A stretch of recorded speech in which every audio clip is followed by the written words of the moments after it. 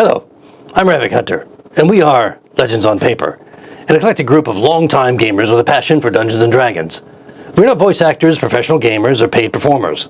We are regular people just like you, except that we will probably make complete fools of ourselves as we attempt to have fun and entertain. If you enjoyed tonight's production, please follow us on Twitter, and subscribe to our channels on Twitch and YouTube. To find out more about us, please visit www.legendsonpaper.com. And don't forget, most importantly, to tell all your friends. Thank you for joining us on this epic journey as Legends on Paper presents the greatest adventure.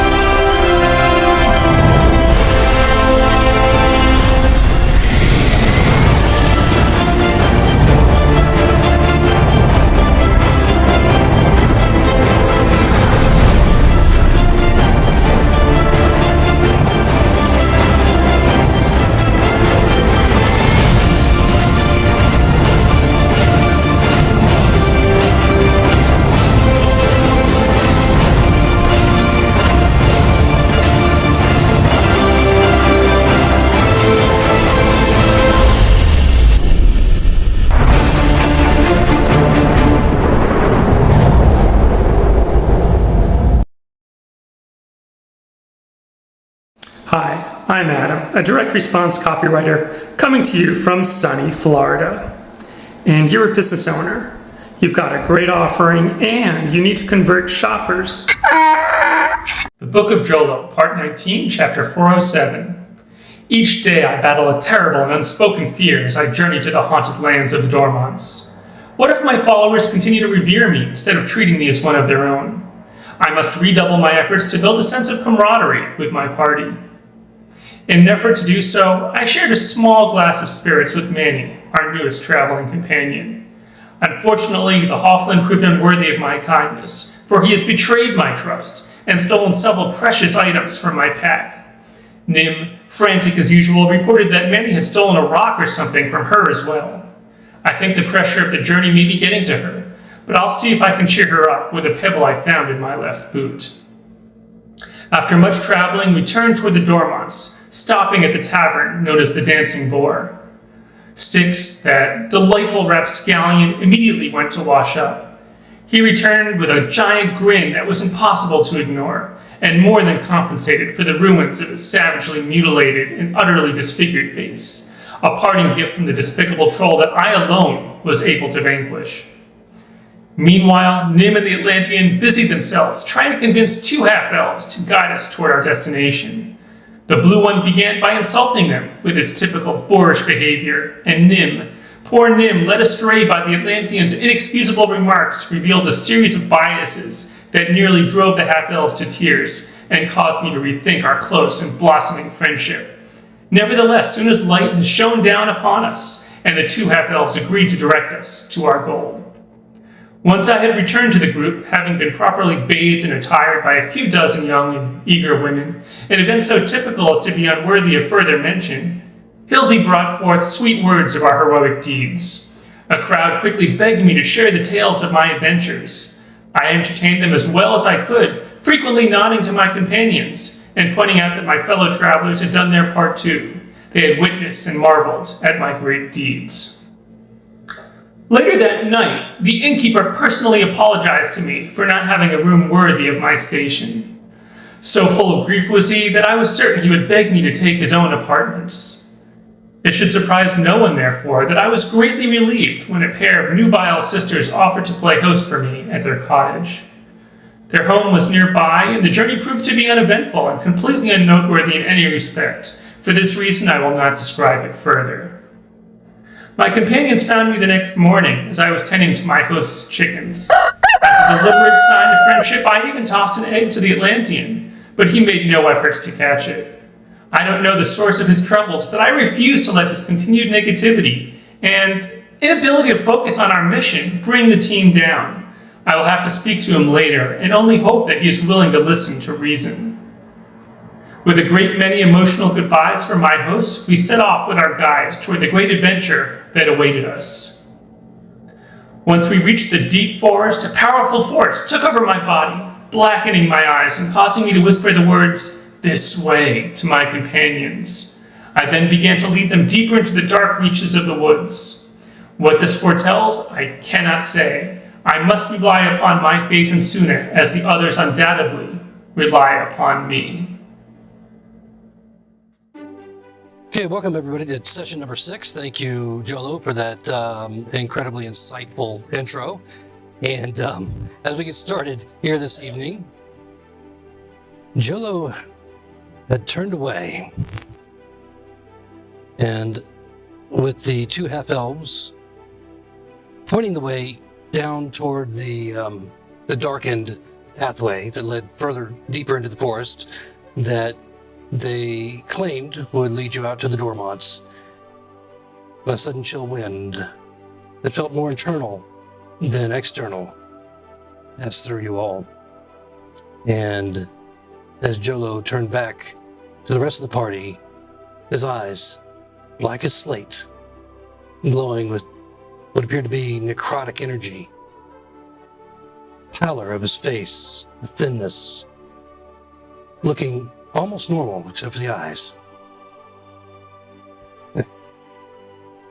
As he turned back, a voice, obviously not of his own, something otherworldly, something whispering, almost a howl, in the way that it came from somewhere deep beyond, beckoned you to follow forward. And he simply turned and walked down the pathway. That's where we begin this session, with the rest of the party standing in uncertainty, not expecting what had just happened, for sure. And the 2 half-elves have beat feet back to Remy. You do have your horses, and you're not mounted. Currently, you are just leading them through the difficult terrain of the tangled forest, and now going down through this elevation. If you were to follow Jolo, you would have to continue to lead your horses. So, with that in mind, how would you like to proceed?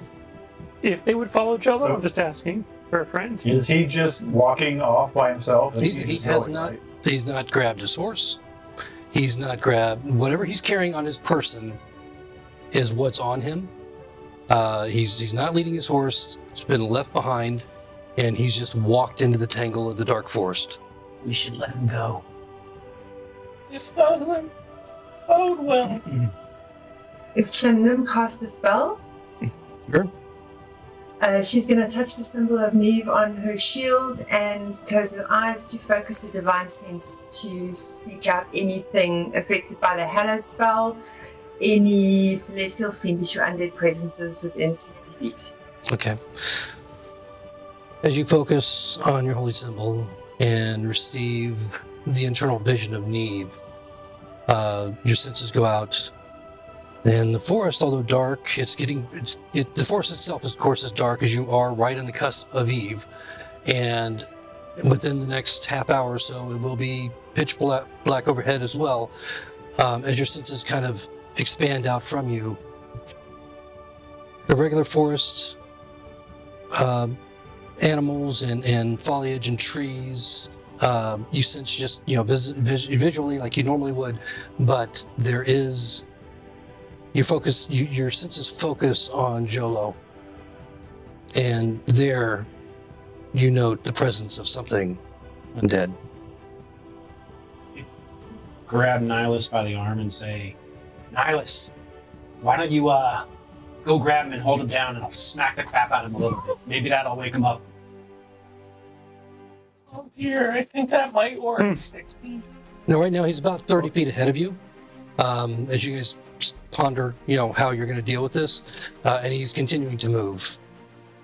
Okay, so on that, Nihilus would like to, at a brisk pace, not quite a sprint, but run up to Jolo. While he's running, he's going to take out of his bag a net, and I'd like to throw the net over Jolo to try to restrain him. Okay. I'm going to run up next to him. Next to him or next to me? Well, he's next to you. So, well. Okay, so let's go ahead and go into initiative. Now, at this point, Jolo is just simply walking ahead as as both Nihilus and Styx run up on him. And Do you want me to roll as well? But I rolled the same number. with the net, I'll give you advantage on your attack roll. Wait, attack? Well, it's an attack roll because he's trying to throw a net over you. Why are you smiling? It's basically a grapple, but if he succeeds. Well, with advantage, I rolled a 12 twice. And is that just my dex modifier, or what do you want me to add to it? Yeah, because unless you have a proficiency in net throwing, then it would just be a dexterity. If it's just straight dex, that would be a 15 total. Okay, not good enough. No, not good enough. As the net gets tangled in the trees, the branches around, and he continues to walk on. But now you're going to be in an initiative order. What are you doing, Styx, as you roll up next to him? If I saw him miss, Yep, he's right in front of you. I'll try to grapple Okay, all right. with my weak arms. Okay, and so that's going to be a contest of strength. So, Jolo, you can roll a strength check against him. Athletics, basically. You didn't have a strength. A little one. I have strength. 15 Okay, yeah. I don't even want to put my number out there now. or 7 if you're the same strength. Was it less than that? Yeah. Okay, fine. So basically, Jolo Styx just rolls up and grabs you with a big, great bear hug. Technically, you can grapple with one hand if you want. So it's up to you what type of a grasp that you want on him. But right now, you have him grappled so that his movement ceases. And go ahead and everybody roll initiative, including Jolo. Anybody over 20? I got 21. 21, okay. All right, so Nihilus. Anybody over 15? 17. Okay, Nim. Anybody over 10? 15. Okay, Styx.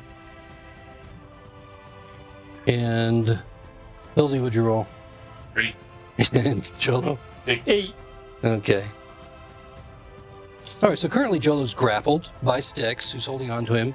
Jolo's movement is 0 currently. Nihilus, what are you going to do? Well, I like Styx's plan of holding on to him and just slapping him, so I think in all reality, Nihilus would run up to him and just try to smack him across the face to see if that Okay, jars Styx, him make a into roll. his senses. Okay. All right, you can make that. It's basically an open hand attack, and so you have advantage because he's grappled. I rolled a 5 and a nat 20. Okay, well, the nat 20 does it. So it's your strength modifier plus 1. So that's 2. Okay, plus another 1 because you rolled a nat 20, so it's a total of 3 points of damage. As Nihilus rushes up and slaps you across the face. And you do so, of course, his neck kind of jerks back from the hit. His eyes are just as black as charcoal, just kind of gazing at you. You see no emotion. And so you don't see anger, you don't see a flash of pain. There's no grimace, nothing like that. You just smacked him, and it's almost as if he didn't even notice it, except that he's staring at you now. Nim. Nim is going to use her movement to move up to Jolo Okay. and at the same time just tell the group that she senses an undead presence. And then when she gets to Jolo, she's going to say, whoever you are, speak to us. Who are you? Okay. All right, and at that point, you hear all of this, of course, Styx, because you're standing right there holding him. Are you doing anything outside of keeping him held? Am I able to go in my pack and grab my manacles? Technically, you can grapple him with only one hand, and so if you think that it's plausible for you to get into your pack with one hand, You'll be in maybe. my pack, so I don't know. I guess That's a reach. maybe if you used your action and movement to pull it down, I would say you could probably. I will pull it down and say, someone put these on him. And you can, I mean, even with your action and your movement, I would say you would even be able to pull them out As far as getting him on him with one hand, that would be difficult. But yeah, so you let everybody know that. I mean, you're holding them clearly. And then Jolo. The first thing you need to do, Jolo, is make an attempt to get out of the grapple. Jolo struggles against your grip, and so another athletics between the two of you. Oh, look at that! That's funny. Why didn't you say, hey? I was going to use a luck point, but not against that 20. So, Rolled a 4, by the way. okay. With all that struggling just to get your manacles, you lose hold of Jolo. And he doesn't rush forward. He didn't like run away, but he does take his natural movement. He just kind of like, just a brief struggle, and then he's away from you and moving 30 feet, continuing down the quasi path. Are you attack of opportunity?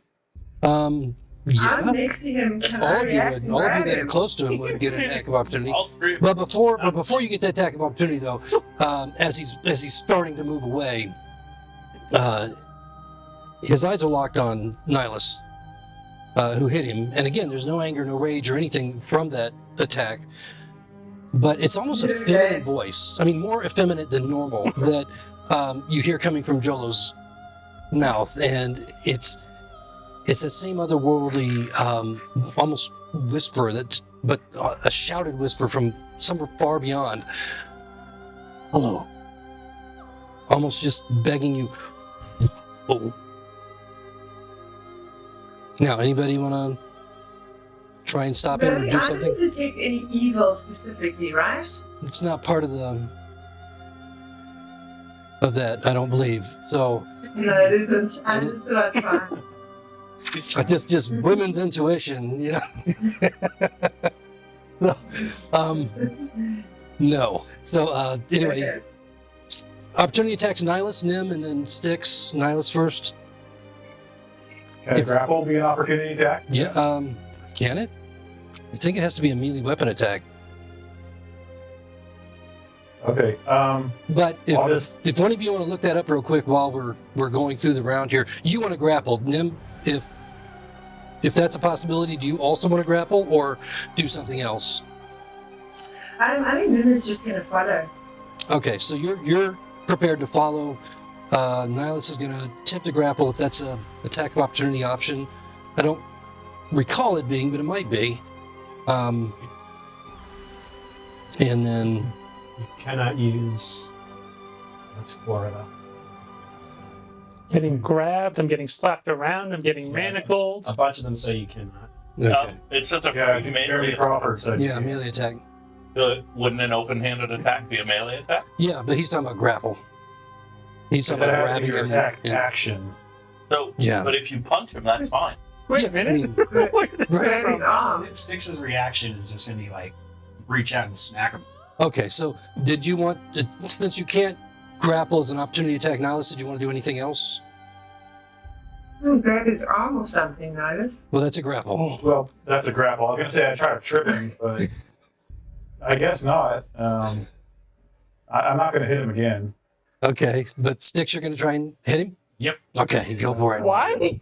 Just a regular roll since he's moving and no longer grapple. Is this? It's unarmed, right? Yeah. Is it just my?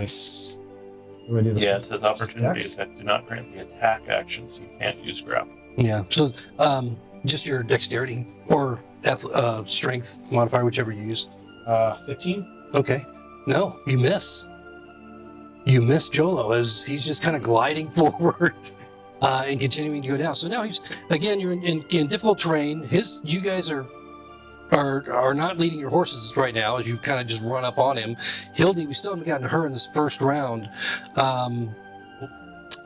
Jolo will exercise his lead even further and take another. Well, you're in difficult terrain, so I guess 30 feet is as far as he can go. Hildy. Seeing everybody fighting Dolo and leaving their horses here, Hildy's gonna go Gather them up. gather up Okay. everybody's horses. Come here, Stripe. Here, horse face. Oh, hi, Hi, Goldie, I got you. He'll be back soon if they don't kill him. Okay. All right, so you... I'll follow up All right. once I get home. Yeah, so it'll take... I'm going to say it's going to take pretty much your action and all your movement to gather them all up and prepare. So you're 30 feet behind the rest of the group, 60 feet behind Jolo. And we're at the top of the round with Nihilus. And all of you are 30 feet behind Jolo at this point. I don't know. I'm tempted to just follow him because the fat man said that we'd follow the signs. I mean, Nihilus understands that this isn't normal. At the same time, he's curious to see where he takes us. So I think he'll just follow behind him. He'll probably draw his bow and keep an attack action ready in case something hostile jumps out. But aside from that, I think he'll just follow along behind Jolo. Okay. All right. So you'll easily be able to catch up with him. Nim? Sorry, just trying to see if I've got handcuffs. Manacles. Nim is going to catch up to Jodo as well, and can she manacle herself to him? You have manacles? I do. Okay. Yeah. You can use your action to manacle yourself to him, and assuming that he doesn't resist. But you can attempt to do so if you like. Do you have a key? Just curious. Together forever? Can't speak.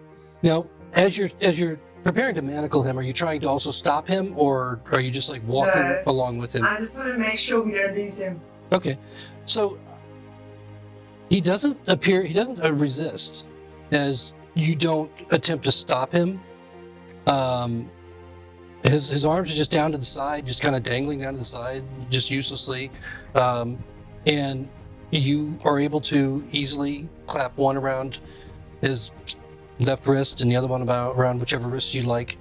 You probably have about a 2-foot length of chain between them, if that long. I mean, maybe a foot and a half, but you're pretty much Sounds tethered about right. to him at this point. All right. 1.2 meters is the chain link between the manacles. So I really don't know. Yeah, so I would assume probably about a foot and a half, probably. All right, Sticks. You're 30 feet behind. Why are you grabbing your dagger?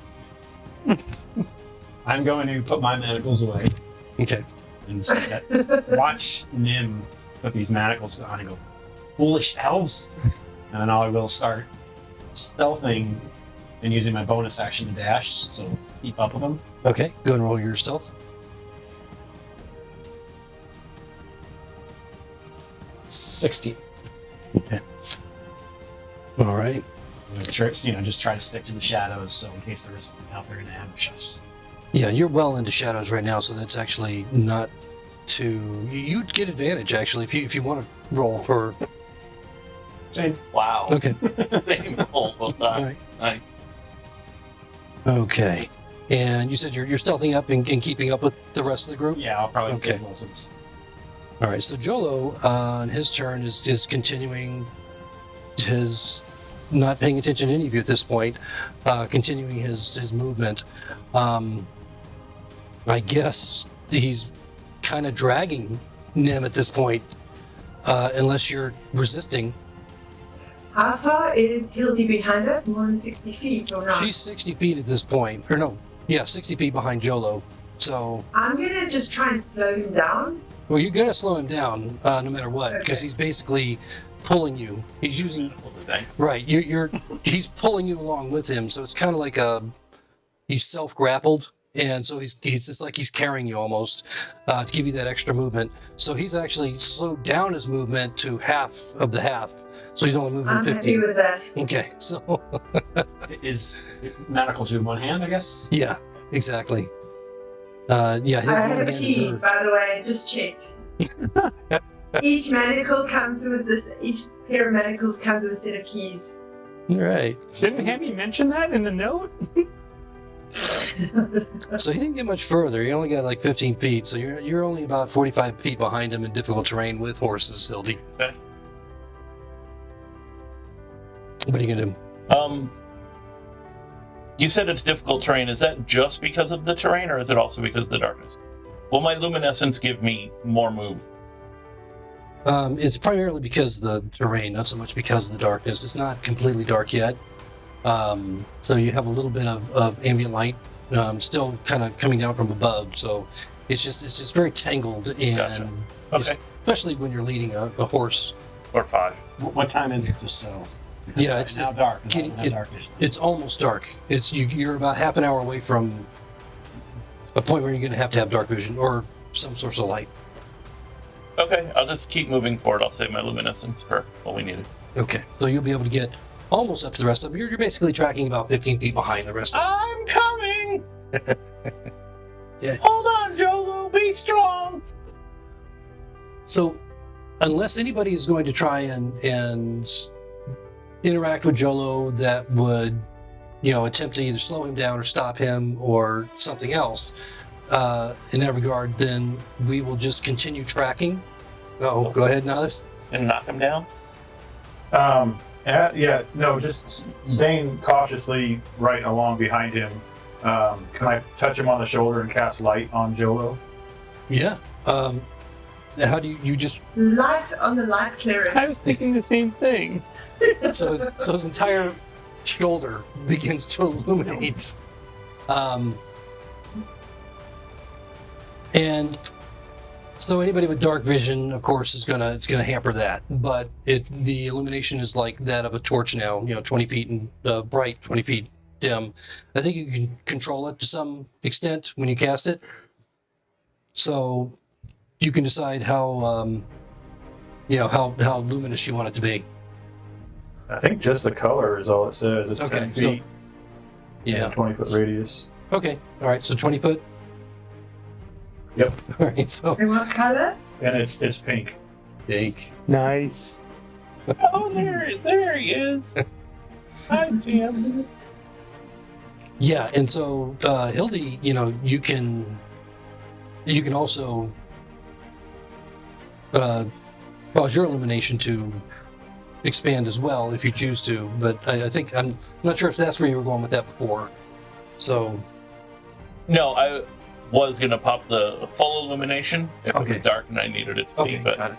sounds like I don't, so... Yeah, well now especially with Jolo all lit up like a Christmas tree, you can see the way clearly. Although again, it's still a little bit of difficult terrain. But as you continue walking through this area of the forest, it's really tangled and just overgrown. You can barely see what looks like the essence of a path kind of bending through it. Not so much on the ground, but just the way that the branches and leaves and so forth are just kind of curled to the side, almost unnaturally. As if there was some great effort was taken to just subtly shift them in advance as you follow this meandering pathway. And over the course of the next couple hundred feet or so, is everybody just going to continue to track along, or does anybody want to do anything else? I'm definitely going to try and reach out to whatever has taken hold of him and say again, "Who are you?" and see if I get a response. Okay. As you're moving, and it's continuing to progress, Jolo's sight is straight ahead. And you can see the clearly that nothing's changed with the eyes, the facial features. He looks gaunt and pale, and those black orbs just glowing, staring forward. But not trying to impede his progress, he just ignores you and everything else around him as he continues to plod ahead, even half dragging you, with his movement. I'll keep dragging him until Hildy catches up, and then when Hildy catches up, I'll just let him go at normal speed and follow. Okay. I'm going to name all their horses by the time I get up there. Right. Did you want to? Yeah. Nim's horse will be named Stripe. Nihilus's horse will be named Horseface. It's got spots. That's why it's called Stripe. It's a disguise. Styx's horse is called Nightmare. Jolo's horse is Goldie. Hildy's horse is Horse. Well, that's clever. Okay. So, okay. So, as you continue to track along with Jolo in this odd state, moving silently through the forest, you note that there's a bit of a haze or fog that begins to roll in. As darkness descends upon you, guided now almost solely by the light that you cast on Jolo, he seems to know exactly where he's going. Which is another oddity. I mean, it's clear that all these things that are happening with Jolo now are completely unlike him. I mean, he knows where he's going. He's like focused. Yeah, completely. Does the fog seem natural at all? You want to incite the fog? Or nature? Yeah. That 2 combined with my 4 makes it a 6. It looks like regular fog. Yeah, it's foggy. Yeah. So if I'm stealthing in the shadows and I can't see in the dark, is there a point where I'm just like, screw this, and turn on my lantern? Well, you can see as far as you can see Jolo, that's got the light on him, and so you may not see as well at your feet right under you because it's dark, but you can at least see where you're going. So it's up to you whether or not you continue to stealth. All right, I'll continue. All right, just give me one more stealth roll. You're gonna trip and fall. Yeah. Ooh. 21. Okay. So over the next hour, as you continue to track through the forest, you can feel the wind to start to rush through the trees, shaking the branches, the leaves shuddering, and it's a really chill, icy wind that's coming through. And it's not that internal wind that you felt earlier when you first saw Jolo change, but this is the real physical wind that you're feeling, the icy cold air coming down from the north as it's gotten dark. And in the glancing up into the areas beyond the trees, where you can see the sky here and there, you can see that it's starting to get cloudy, almost that cloudy look that's thick and heavy right before it snows. But it's summertime, and even this far north, you wouldn't expect to have to deal with the snow. But no precipitation is coming down at the moment. There's the distant hoot of an owl, almost warning you as it echoes through the forest. And then, within a few minutes, suddenly there's a clearing ahead. And in the distant haze, you spy what appears to be a large block of stone, approximately 6 feet long, 3 feet wide, and 4 feet high, that sits under a much wider stone slab that's elevated 10 feet high and held aloft by 3 stone monoliths rising from the earth. Jolo steps out of the forest and walks into this clear, grassy area. You can see shadows of trees in the distance all around, as if this is just a huge open glade. But you can't quite make out the details beyond the fog. He continues to walk toward this stone megalithic structure. Oh, I don't like this. The monolith, does it look like a druid worship circle? At this point right now, you can see the kind of the hazy shadow of a single stone that rises into the air, and then you see 3 others that are holding like a shelf on top a much larger vertical stone or horizontal stone that's almost flat. Like a Stonehenge kind of thing? Not quite that structured. This looks very rough in comparison as far as you can see right now. There may be other stones out there, but right now you can't really see them. You're not close enough. You're about 120 feet away. Okay. And so your vision is like really, really obscured, even in the open area with a little bit of ambient light that you're getting, despite even with all the clouds. It could be. I'm gonna keep my eye out for any movement in the mist. Okay. And I'm definitely going to look intently, as in to find out what those stones are. All right. So the two of you can go ahead and roll a perception as you're moving. Are you following Jolo or standing at the side of the? I'm stuck to him. Oh yeah, so you're stuck to him. following him. Yeah, he's pulling you along if you're not. So. You're E20. Okay. 17. Okay.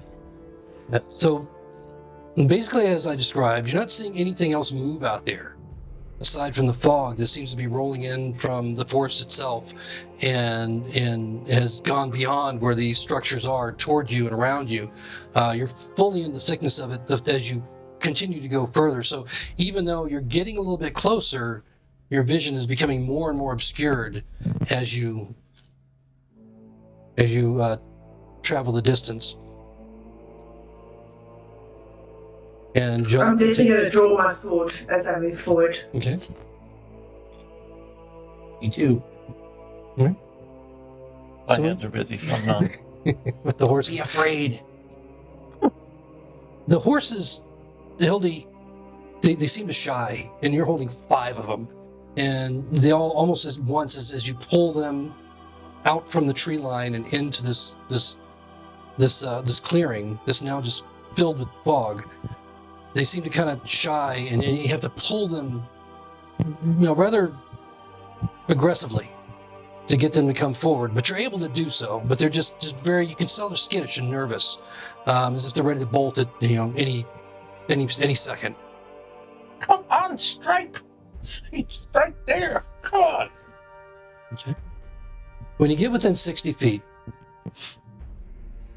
you can see that underneath this structure is a block. And you can see that it's kind of strangely, the fog has cleared out a little bit around this structure.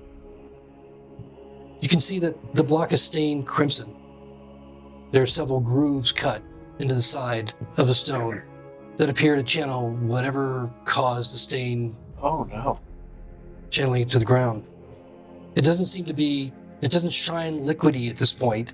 It looks like it's a stain. It's been there, for some period of time, from what you can tell from this distance.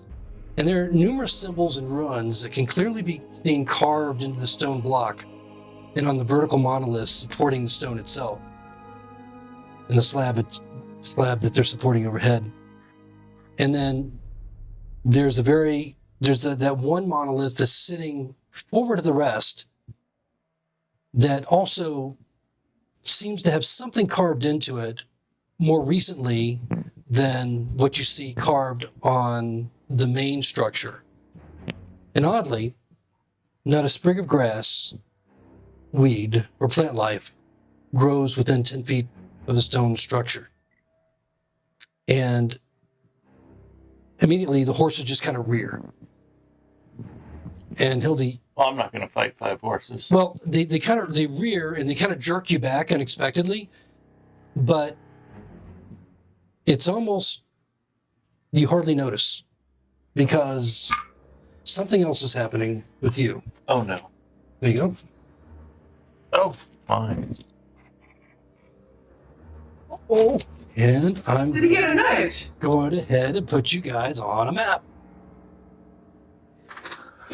Nihilus will stick close to the tree line that we came out of. Styx is gonna be Okay. he's still gonna be trying to stealth, even though there's not much hide behind. Okay. And as, again, it's dark, the chill wind is coming, still moving the fog and swirls all around, but it's much less, obviously not enough to move away the fog that's enshrouding this area, but you can feel it almost like hanging, and it's got a little bit of moisture in it, and so it just clings to your skin. The night sounds have dissipated to silence. You don't hear the animals. You don't hear the owl hooting in the distance that you heard momentarily earlier. You can hear the horses rear up and neigh urgently as they go bolting back, being released by Hildy, not able to hold them. But looking at her, you see that she's in kind of a state of just almost mesmerized as she's just staring forward. She doesn't have that same look that Jolo has, but something has grabbed her attention to such a degree that the horses just kind of bolt away from you. You see them galloping back through the fog back toward the forest. All right. So Jolo, with Nim now standing below, the strange cantilevered altar with the crimson-covered stone beneath it, you see his face alter in a strange way that you're not only seeing his face, but something beyond.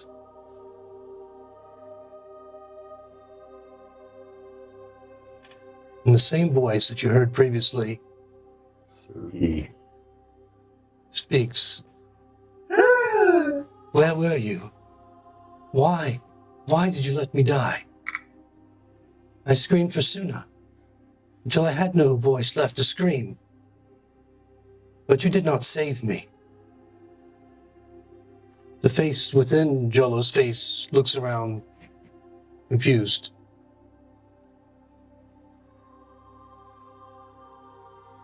What do you want to do? Anyone? I think. Because I'm gonna knock the fuck Jolo out if I can. What? Because this is freaky shit. Styx is gonna smile widely as she does. Is that your plan? You want to hit it? You want to do? I mean, you're the only one that's literally standing right up next to it. As it, you can tell Nim at the close proximity of a foot and a half you are away from Jolo. This face within his face is feminine. It looks. You can see the black eyes, the origin of the black eyes behind his own that are shifting behind his. You can see what looks like scorching over its face. Hair that used to be there is gone. It looks not yours, not Jolo's. Oh, I thought you meant mine. No. But it's kind of a surreal thing to see, this interposed or transposed vision of whatever this figure is, on Jolo. And it's almost as if it's willing itself to be seen. What are you doing, Nim? I'm punching Jolo the fuck out. Okay, all right, make an attack. Is this face familiar to any of us? Yeah, you've been traveling with Jolo forever. Not that one. Oh. You can roll. So I'm on strike, right? Correct. 22. Okay, you definitely hit. Can I react to that, or am I still kind of out? Oh, you're an observer. You're a passenger at this point. Yeah, so what's your strength modifier? I think it's 4. 3. Okay. Sorry. 3? Okay, plus 1. So 4 points of damage as you clock Jolo across the head. And again, you see the physical head, the physical face just kind of jerk and then kind of steady itself. The face of the figure that is transposed over him doesn't move at all. But then as Jolo's head kind of rights itself, both together just kind of turn towards you. And the spirit, you feel like it's looking almost within you, Nim. I've seen one like you amongst the dead. But he is lost, wandering restlessly in the twilight realm, unable to find his way. I have heard him wailing for his little cub. He carries a terrible anger that keeps him from passing through the veil. And then her eyes shift further back to the rest of the group. Can I do something? Nim, what's going on up there? What do you do, Styx? I'm gonna go. This is stupid. I'm gonna pull out the manacles and manacle myself to his other hand. Okay. Boom, boom, over there. So, I mean, it doesn't react as you move up there. We're not in initiative or anything at this point. Its left arm attached to Nim. Its right arm just, again, dangling. You're easily able to shackle yourself to Jolo. And you're also, at this point, faced with what I described earlier, Nim seeing of this transposed figure that is a very disgusting, gory female figure within Jolo. And it is just kind of like gazing out, almost confused, almost like looking for something as it stares forward. Now, the ruins on all of these stone megaliths are not glowing except for one. And that's the one just behind Styx. The one that the one where the stone itself is not glowing. The rest of these are glowing like crystals. The structure itself, the three megaliths around it are glowing like blue crystals. But this one has what appears to be glowing symbols on it. And Hildy, after you kind of come out of your this moment that you just had, that was introspective and whatever you were dealing with internally, your eyes suddenly focus on what's at hand, and the first place your eyes go is not to this ghostly figure within Jolo, it's to those symbols. They look so familiar to you. And it's like jars something just almost prehistoric, that just within you that... Are they written into Wasaday? No, they're Okay. not within not the Tuatha language that you know. But they look very familiar. You're absolutely sure you've seen something like this before. This is what they look like. No. Try a history check. Yes, you may. And just so you know, I've drawn my short sword, and it looks like I am ready to cut off his arm. What do you do? You see me like ready, like afraid. Grab a key instead and... History check was 21. Okay. Yeah, you can hold on to this. Okay. Jolo's the only sensible character in this whole campaign. These symbols, that history check allows you to realize how these symbols are structured, and it seems like it's the same pattern of symbols all over the megalith itself. And looking at them, even from the distance that you're looking at them, that because they're glowing, it looks like they were carved in by something terrible, not like with a chisel or with another stone, but almost as if they were scratched in by something powerful and with such incredible strength that it would be able to carve through the stone like it was butter. And a meaning starts to form in your mind as you look at these symbols, and as you read them right to left, you realize it says Zircuris. That's what I thought it said. And there's a translation that comes to your mind as this sound of the actual sound of it echoes in your head, and you know the meaning to be, I am here.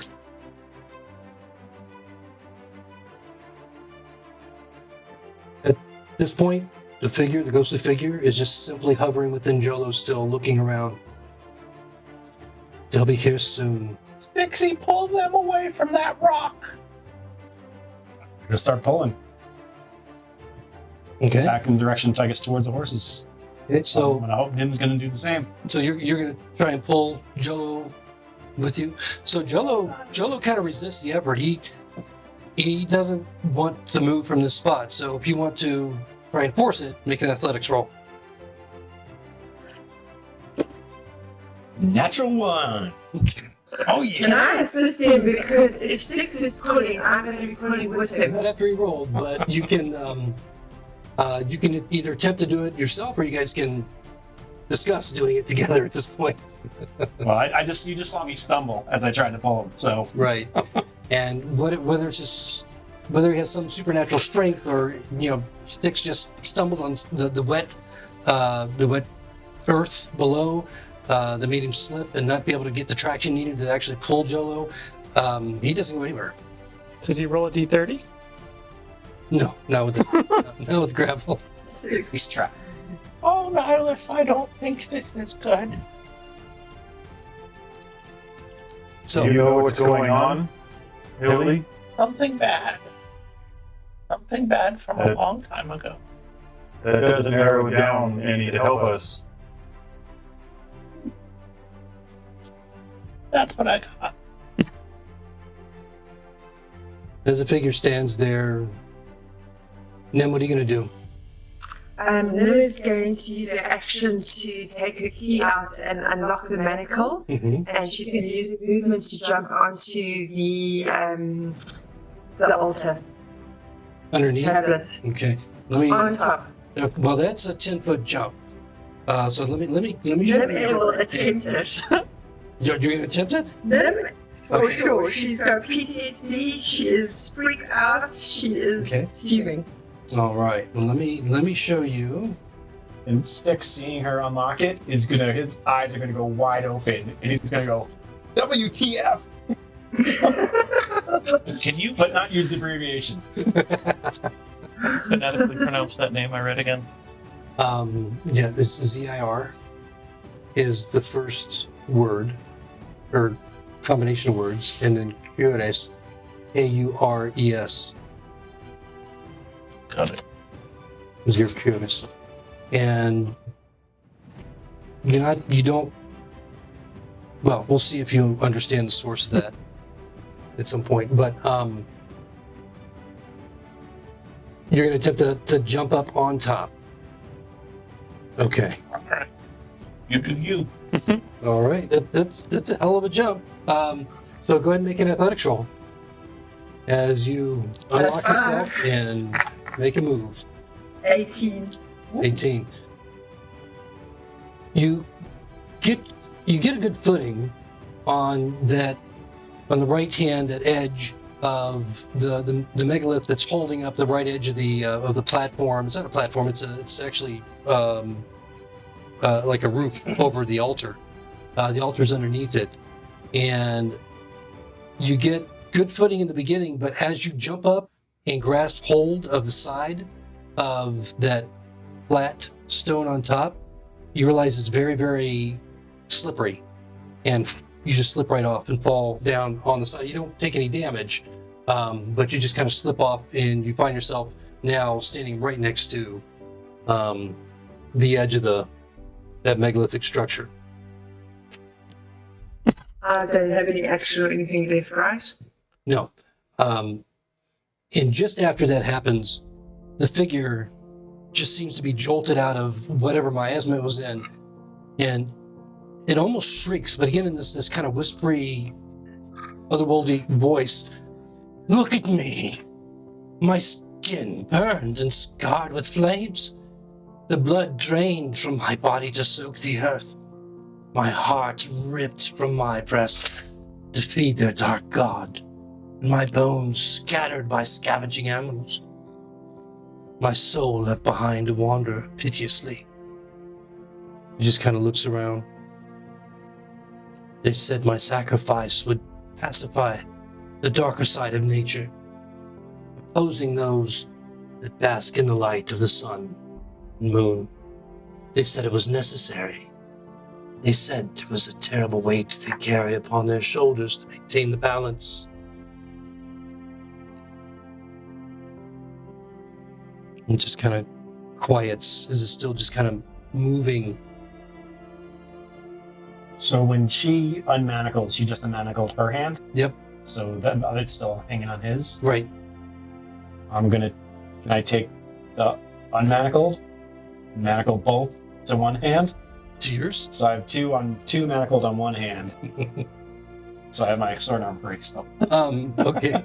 So right now your left arm is attached to his right arm. All right. Right? So is that how it, or is it the other way? His left to Stick's right. Okay. So then you want to try and get the other one onto the same arm. Yeah. Okay. Well, my Yeah, arms you are out definitely like can do that. that. Not anymore.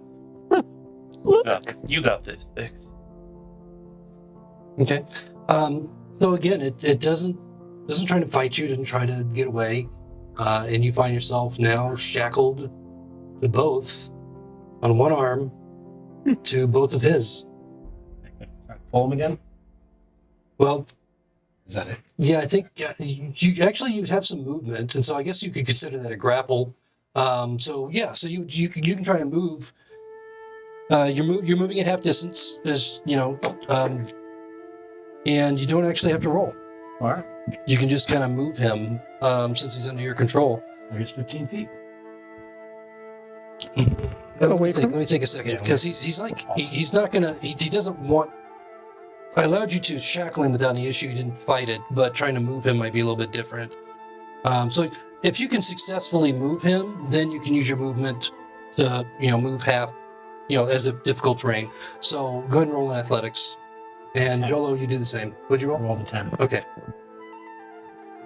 Roll. Yeah.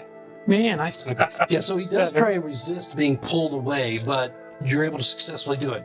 So whatever your movement is, you have half of it that you can Can I bonus action dash?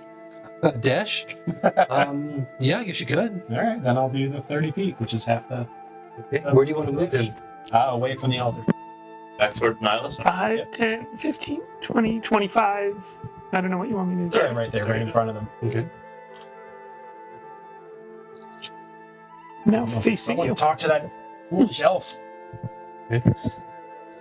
So as you pull Jolo, the figure clearly not wanting to leave the position that it has been in, you now note that the first time you're getting a little bit of anger from it. It looks at you, Styx, and it says, "Now they come. Now the Guardians awaken." And all three of the megaliths begin to glow brightly. And as they do so, you see the very wispy shape of a figure for just a moment step out before it disappears. And we're going into initiative. Balls. I feel like I'm on point today. I haven't made any mistakes yet. You know that's the ghost though. It's not you. You play really well. I'm only focused on output, not input. What's going on? Anybody roll over 20? 19. Okay, close. I also rolled a Okay. 19, which is not over 20. I also had 19. No, I don't. Okay. Right there. I think Styx has a little bit better dexterity than you, probably, Nihilus. Maybe not. Mine's 17. And 17. 17 and 17. No, we got to roll off. Both you just roll a 20. Natural one. All right, so 30? Nihilus, Styx, Jolo, and What did you roll, Way DJ? there. what's that? You rolled a natural I one. just asked him what he... Oh, okay. Glad I rolled it there rather than later. Anybody over 15? 15. 50. Okay. What's your dexterity? Well, I have it right here. I guess I could look. That's one. Plus Okay. one. So, Roll up. 16. 4. actually, Hildy has 1 point better than you. So, in dexterity, 1 what? 1 point of 1.0. dexterity. You're getting beat by The that actual lady. score, not the modifier. Well, the old lady's closer, and you just fell off a rock. Okay. And She has bad luck with rocks now that I think about it. Yeah. oh, They get stolen. She falls off of them. Yeah. Nihilus plants them in her chest. 100 yards away. These people Okay. act like them. what was your roll, Nim? 7 For what? for your initiative. It was 16 or 15. 15. We got 15. Okay, right. 15, yeah. Okay, got it. Okay. Okay. Okay. All right, so all of you just saw either at the corner of your eye the flash of movement as something just emerged from each one of these three crystalline-looking, blue, glowing megaliths surrounding the larger structure in the middle. But you don't see them currently as you look around. Nihilus, what are you going to do?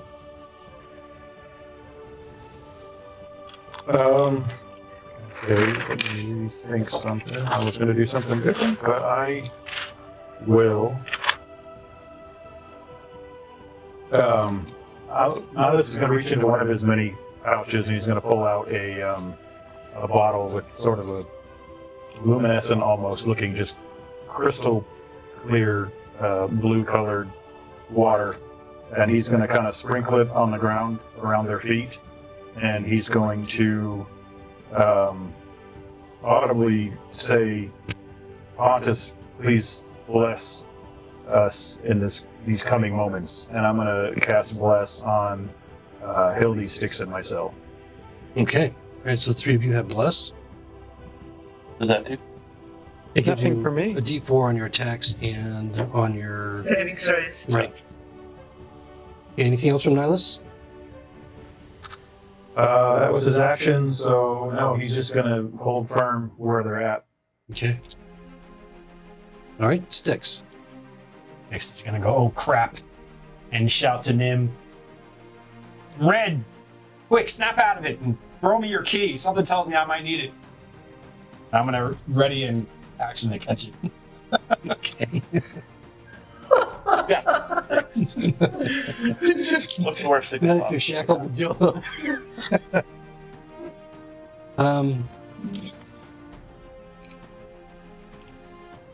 So Jolo, at this point, you're aware of everything that's happened. You just have not been in possession of your own free will to do anything, to move or go anywhere or do anything.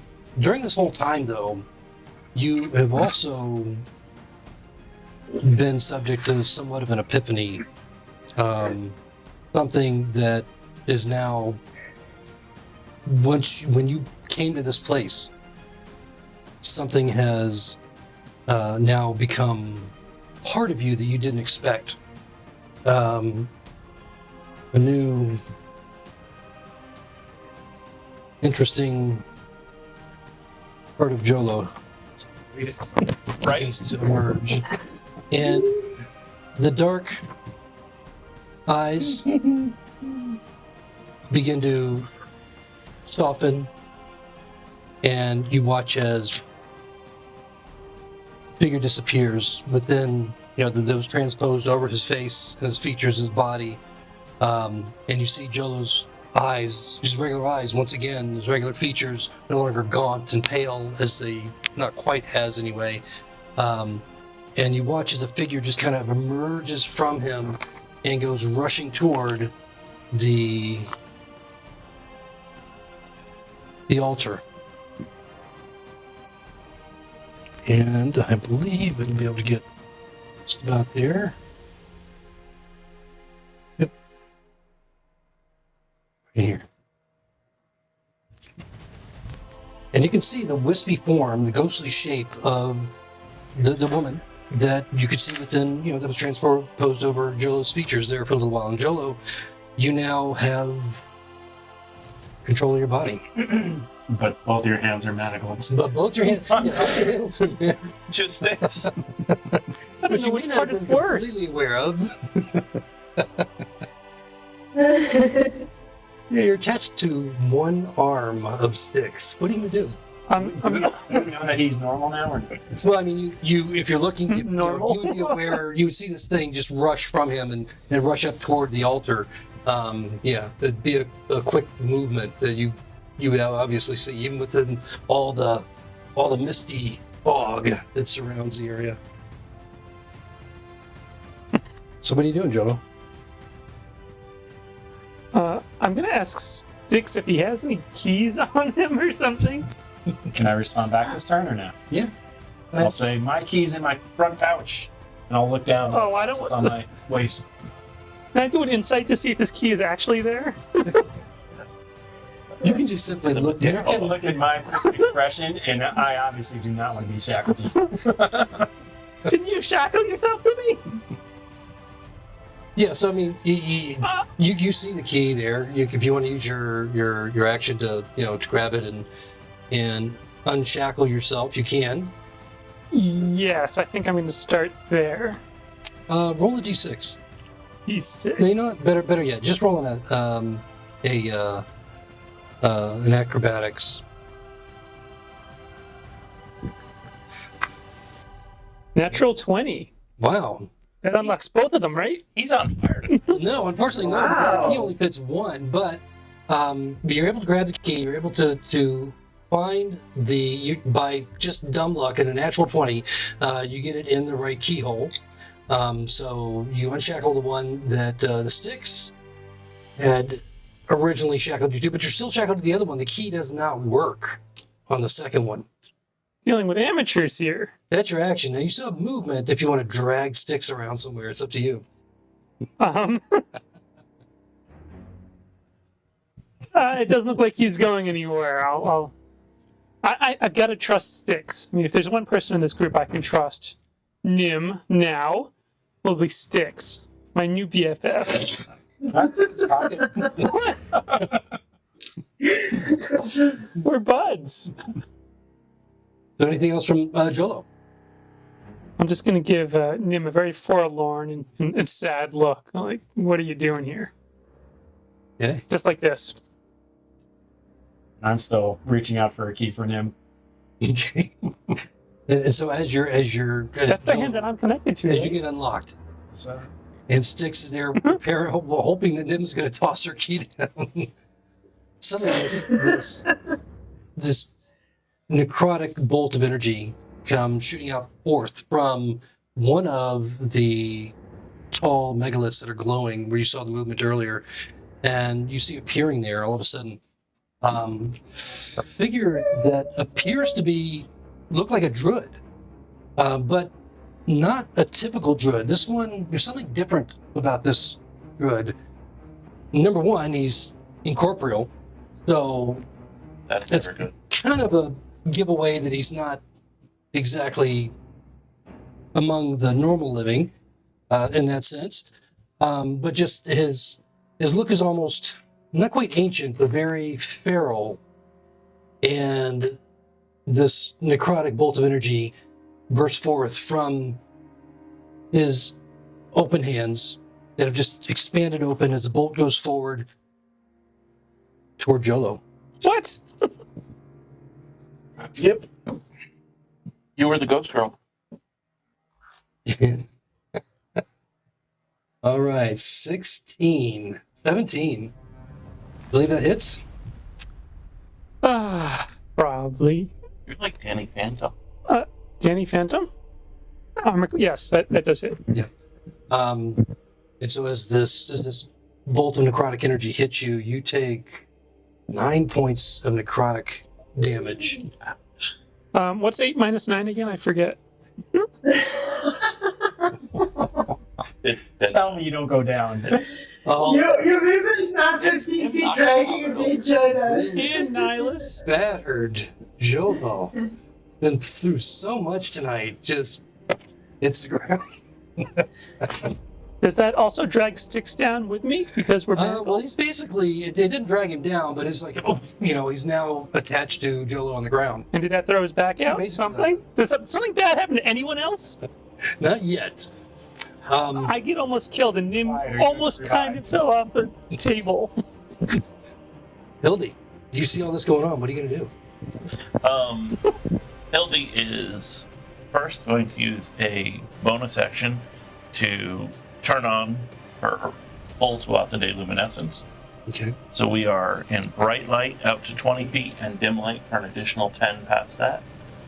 And by the way, all these glowing crystals are giving up a lot of light as well. So, so you're all able to see normally without your dark vision. So the only concern you might have is, felting in the shadows. Yeah, sorry about And the Jolo was down. that. That too. And she is going to. She's very upset at this ghost that just attacked Jolo. So she's going to think bad thoughts in his direction. Mind sliver. So he has to make an intelligence save. Well, Okay, so as you extend your mind out and make this mental attack against it, it doesn't seem to be affected Okay. by it. It doesn't react, I should say. Gotcha. I reach out and there's nothing there. Damn it.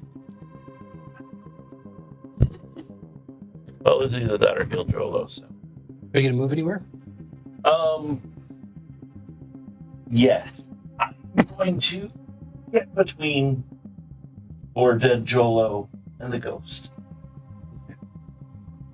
And just keep in mind, my hand is reaching out for a key. That I don't have it.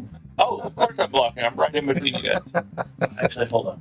Ghost is over there, so. Oh, well, that took care of everything. Oh, I need the ghost from this. There we go. All right. All right, that's better. Is it? Ish. For me to catch a key, it is. Ish. All right. Okay, Nim, you're up. What are you doing? Nim's really not thinking very clearly after she heard the ghost mutter little cub. So she's going to bonus action cast Shield of Faith on herself. On herself? Okay. And then she's going to look at Styx, look at the ghost. She's going to take her key and just chuck it at Styx. Okay. All right. So, go ahead and both of you roll a acrobatics. Can I not Net do 20. Nat 20. All right. Natural training. No kidding. Well, I'm You throw it right in the serious. keyhole. this thing just goes That is tumbling very weird. and as just slowly, almost in slow motion, as you just throw it. You know it's perfect, and Stick's just standing there with his hand open, his palm reaching forward, just lands easily in his grip. He catches it. Anything else, Nim? Nim is going to use whatever movement she's got left to go try get in between the altar and the ghost. Okay. The ghost that's underneath the altar, or the other one? The ghost that came out of Jolo and Okay. moved towards the altar. Okay, so we'll move you right there. You move it. I knock shit over. I got it. So we're gonna move you right here in front of this ghost. Yeah, I would try to get between the altar and the ghost. Oh, between the altar and the ghost. Okay, so you're gonna try and get behind her. I don't know if there's any space. You can like get on the altar if you want to. Yeah, because she's standing literally right next to her back is almost up against the altar. So you can either get on the altar or just to the side of her. So if I can get on the altar and fit, that's fine. I'll try and get on the altar. Okay, so just keep in mind it's glowing. With what, as you get closer, you can see the stain of blood, and a good portion of it is it's got this radiant red glow to it now that wasn't there before. But it's not a stretch to jump up there if you want to do that. So go ahead and roll in acrobatics or in athletics. 9 plus. My acrobatics is good. No, my athletics is good. 14. Okay, yeah, good enough. As you hop up there, and it's not slippery at all. It feels very coarse. You expected it to be slippery as you jumped up on it, but it's not. And so you're literally now a couple feet higher than the ghost itself, which is not paying, as far as you can tell, any attention to you whatsoever. And anything else from them? Nothing for me. Okay. So these two figures are on the same initiative order, so I'm going to go ahead and handle them simultaneously. The ones from the other pillars. They all attacking Jolo. So we got one that is coming out of this pillar right here, moving right up to Hildy. I don't like that. And then this other one, just has enough range to get right next to Styx, who is still shackled to Jolo. But you're a key in your hand. So he's got his key in his hand, but his movement is somewhat subject to disadvantage. Well, the attack will be an advantage. So these figures, very again ghostly figures, similar to the druid-looking figure, but these don't look like druids at all. These just look like horrifying creatures that are incorporeal. They don't look like they don't look like they have any specific type of clothing on. They're just kind of, again, very, very wispy, and you can see that kind of a hint of what might look like robes or clothing of some sort.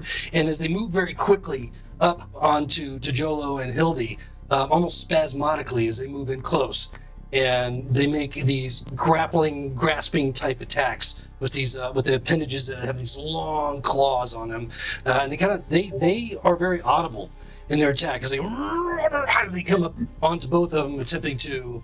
Remember, Hildy's AC is 13 now. Yep. Studded. Oh, mine's 15. Studded. You didn't get me studded. They hated you. Jolo's already a stud. You were in the chicken coop. Is that what we're going with? Okay. You remember what I said in the intro? That's true. I know you forgot the point of the. Did you say how Nim was your best friend forever? I think "was" is the form of the verb I used. Okay, so the one against Hildy hits with an 18. Hildy is going to respond with repel. Okay, all right. So it gives you Plus five. this shimmering looks like almost like a.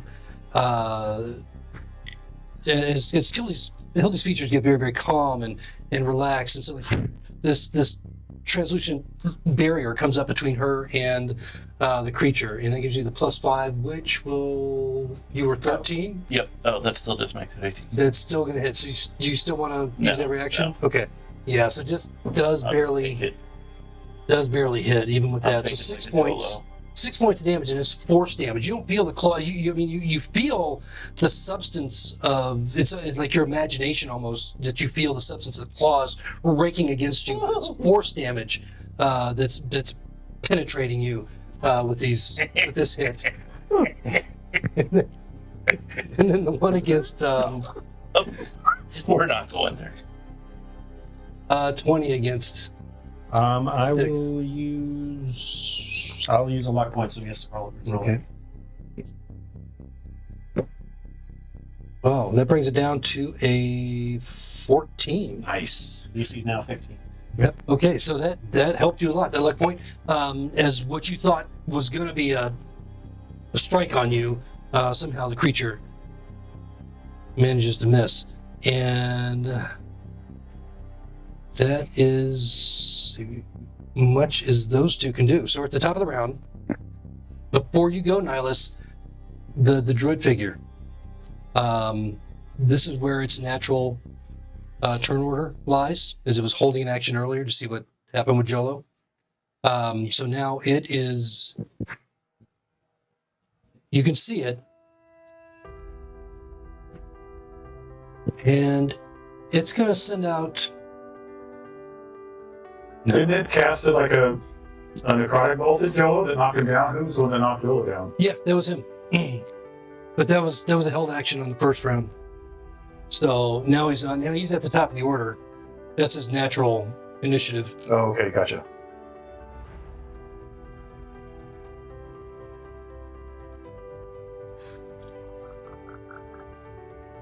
Okay, he's coming over here to where Nim is. So is he right next to the altar? He's within 5 feet of me on top of the altar. Yeah, he's within 5 feet of you. You're on top of the altar. So you get a little bit of cover advantage because of that. As he reaches out as well. But again, he looks a lot more humanoid and normal in that sense. He looks like a human, ghostly human, but again, in these strange, feral druid. You know, from your history that you know of druids, that you have some intimate knowledge of, this is not typically what a druid looks like. But you're getting flashbacks in your head and in your mind of another situation in your life where this very much matches up. And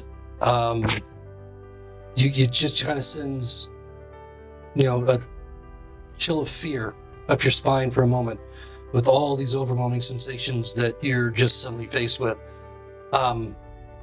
As it reaches forward and attempts to more grab at you than try and hit you.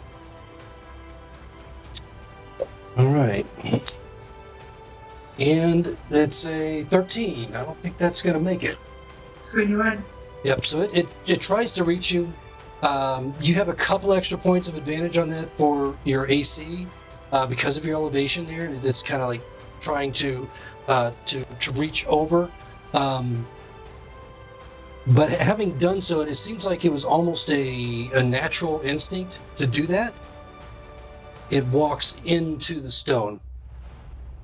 And now it's literally right next to you.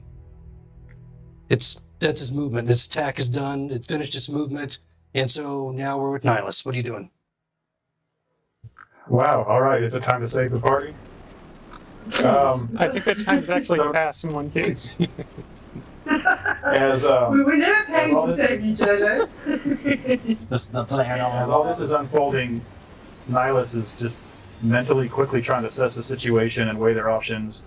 He's going to look over to Hildy and he's going to say, Hildy, you know more than you let on. I expect some kind of explanation from you when this is over. But for now, stay near me. Whatever happens, we have a better chance of getting through this if we stick together. And he's going to use his action to use Emboldening Bond on himself and Hildy, which gives her another d4 to add to attack rolls, saving throws, and skill checks. Nice. That stacks with this. It does. I've looked up Okay. a bunch. It stacks. Okay. And he will use his bonus action to look down at Jolo, and he's going to whisper, Neve, if you see fit, please aid this charlatan priest, and he's going to cast healing word on Jolo.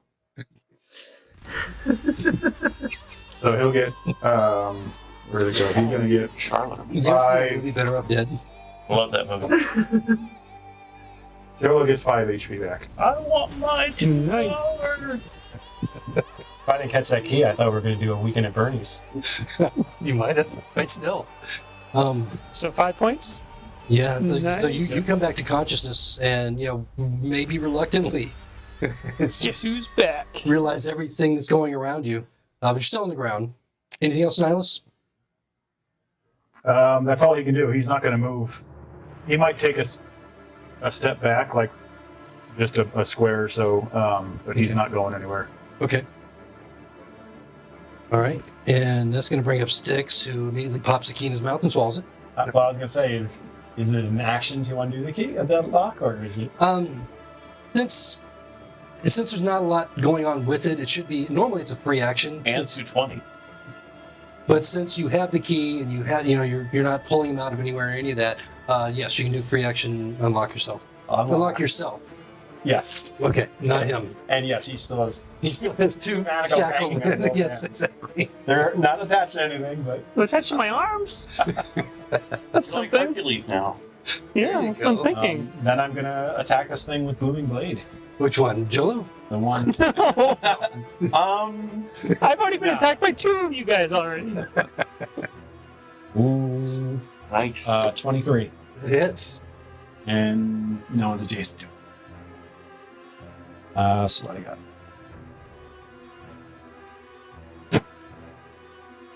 Uh, 8 points of damage. Okay. And he's got booming blade on him. Okay, I'm going moves. to bonus action disengage. Okay. And Do I get an attack on that? And him? I'll go right to here. Okay. All right. So, this creature does react to the hit, just with anger as you hit it, but it's still up. It's still there. No, it hasn't disappeared or gone anywhere else. And that's it. Bonus action was disengaged, so I'm done.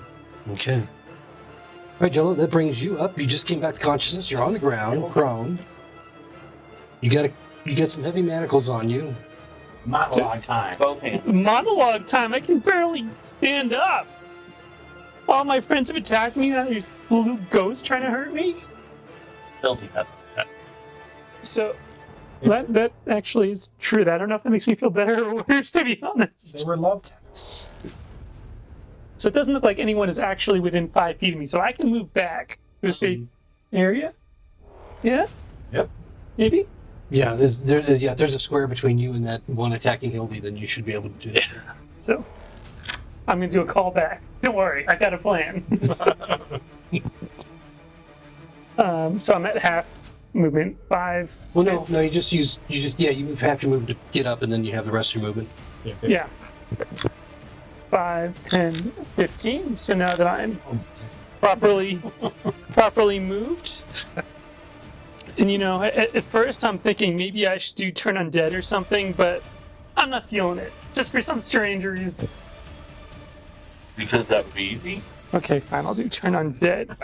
I want to make you all sweat, but that's fine. So do you want me to read this out to you, or I'm just gonna? Yes. Tell me. I'm gonna focus on these ghosts. Right, and they both have to make a wisdom save. Any within 13 feet make a wisdom save DC 13. Okay, within 30 feet, right? 30 feet, yes. Is all except for that one over by Nim, I believe, right? Just these 2, I think. What about the one in front of Nim? In front of the altar? No, Is that that- one? Do it. Okay. All right. I'm gonna drive them all in that direction for some strange reason. Wow. Good. Wow. No reaction whatsoever from either of them.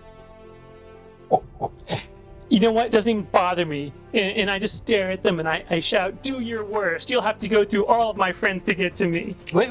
Actually, no. Only one of them. It's the one over on Hildy. Yeah. Hildy, my friend. It's wisdom, right? Wisdom 13. Yeah, so nine doesn't save. So yeah, he'll move on. He moves now as reaction, correct? Or is it on his turn? I think it's on his turn. Okay. Yeah, a turn creature must spend its turns trying to move Okay. as far away. All right. So go ahead and put the condition on him, if there is one turned, and on his turn he'll have to move away. Sorry about that. I was thinking for some reason the opposite of D&D. Okay. Which would also be D&D. That's backwards. Exactly. Anything else from Jolo, the shackled? The pink. Jolo, the shackled, the seeing stars, the smacked around by his friends. That's going to be a really long name. Pink fuzzy cuffs now. Well, I don't know. What did you put on me? I know. Are they like zebra? No. They're just tarnished silver manacles. Wait till the ladies with the chicken coop see these. Okay. I Yeah. think I'm good. All right. Now, So, you're They're allowed arrested. to- that's gonna bring up Hildy. Okay. Hildy's very upset that this thing just walked over and smacked her in the face. So And you can see. I mean, you're facing the thing, so you can Yeah. see the look of fear in its face, and so you can derive what you want from that. I'm going to try to cast Force Bolt. Okay. Luckily, I have 2 extra D4s.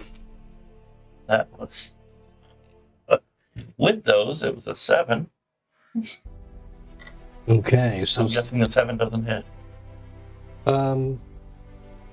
Force bolt. Does that? Force Bolt is arranged. Okay, it is ranged. Okay, I thought but it's not. That one's not an automatic hit. No, that's magic. Mike, you get 2 D4 to roll that if it's in I flat added roll. those. I added those. But I think the force bolt is the equivalent of magic missile, isn't it? Do you have the discipline up there? I do. What was that about a D30 Nim? What? Nope.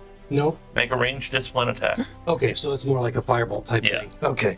All right. So you're at disadvantage because you're within 5 feet. Oh. Well, then let me see if I got a natural 1. I did not. What did you roll? What was your highest, your lowest roll? 2 Oh. plus 5 Oh, equals 7. okay. Sorry. Yeah. So you missed anyway. Yeah. I didn't hear. I thought you said 17. Okay. So the force bolt misses. What? Anything else, Hildy? Nope. Okay, it's gonna bring him Nim. Nim is going to swing her sword at the ghost that went into the altar. Okay, yeah, one you can that still showed see it. Because it's taller than the altar, but it's literally like it's half of its torso above the stone next to you. All right, go ahead and make your attack. Swing at it. It's 19 to hit. That hits. Okay, so I am going to. Sorry, give me a second. Apparently everybody can get but healthy. I can get hit very easily. Do they hitting? That is 6 points of damage, and then I'm going to put in a divine smite into it as well. Okay. 6, 14, 15, 18. It's undead, right? It certainly appears that way. Yep. 22 points of damage. Another 22 or total 22? No, total 22. Okay, so you did 13 with the first one, and then Yep. 9 with the second one. Okay, got it. Okay, so So I've got 3d8 if it's undead with Yeah, the yeah. divine smite. yeah, I mean you see it react in such a way that even though you're striking through an incorporeal figure, and then your sword clanging against the stone that it's occupying, and you can see that it reacts as if it took some damage, but a lot more forcefully maybe than you expected, even knowing that it was undead. Something else is happening there that has caused it to take even more damage that maybe even it So- wasn't expecting.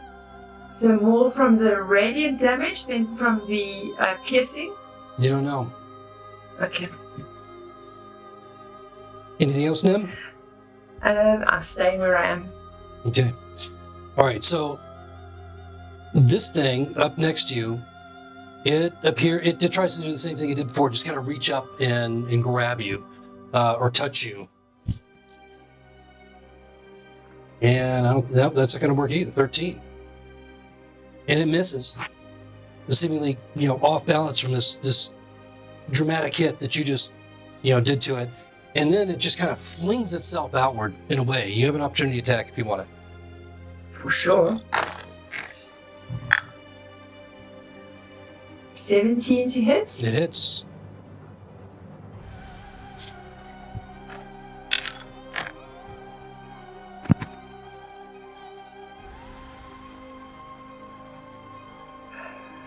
Sorry. Wrong dice. 8 points of damage. Okay.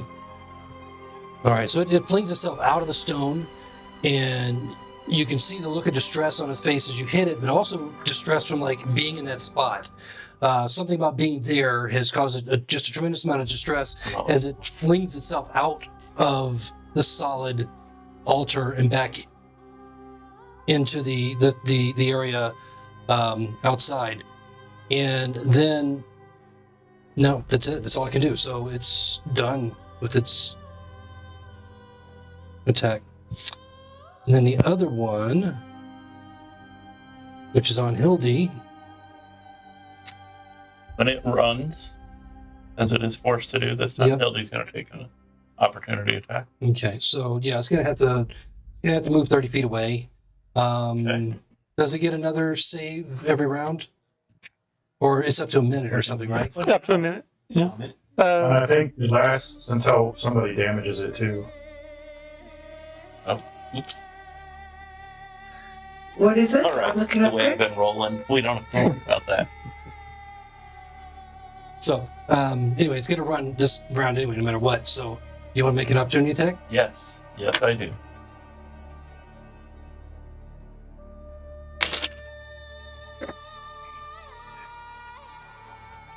With the 2 4s, that's a 9. A 9. It doesn't even notice as it continues to make Or its your way. dice. So you can move it straight away 30 feet. Towards Nim and the rock? Correct. And if it won't go around, or it is that as far as it can go? No, it can. It can be on the altar with Nim. That's why I put it. Okay, so it's in the rock? Yeah. All right, so now you have another creature next to you now that's almost sharing your space, Nim, that moves into that position while the other one just moved out. Okay. Is it like the Haunted Mansion ride at Disneyland where you look over and there's like 2 ghosts right next Pretty to you? much. Yeah, I would say so. Does something moving into your space give an opportunity attack as well? Or only out of? Out of. I tried, Nim. I tried. Total the undead is 1 minute, or if it takes damage. You mean, But you turn? Sorry, turn the undead. Yeah.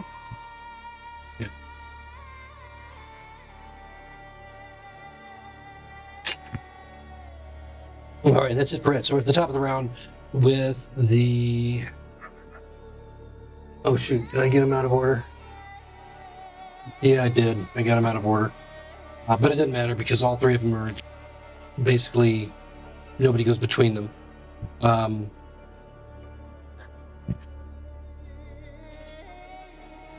So the druid was the one that attacked Nim. Okay, fix that. And the one that attacks Styx has not been hit yet. And the one that... Okay. Alright, so when the turned creature takes damage, the effect ends, correct? Yeah, that's my understanding. Alright, so with the creature that just ran into where the altar is next to Nim, you notice the fear kind of dissipate. And it just looks angrily back at you, realizing Nim is there, kind of looks up, but then looking back at Hildy, or back at Jolo, angrily, knowing where that came from. It didn't. I'm confused. It Did took it? damage. I gave it damage. Oh, okay. No, you didn't give it damage. The altar, I think, is giving them damage. Didn't I take an opportunity to take on it? No, it was it's the the other one. one that just ran in. Yeah, the one that just ran in. Now, this other one was going after Styx. The one by me? The one that originally, attacked you, and now there are more targets, and I don't think it has any specific concern about you. So, Oh, no, I think it does. I think it definitely does. Boom and blade. yeah, go ahead. It's moved over to Hildy. 1 point. 1 point. One massive booming point. And it makes a noise like. That was the noise it made. Yeah. We're like Oh, no. popping blade. Next time we'll have a singing blade. Little cricket in the woods was like, oh my, what's that?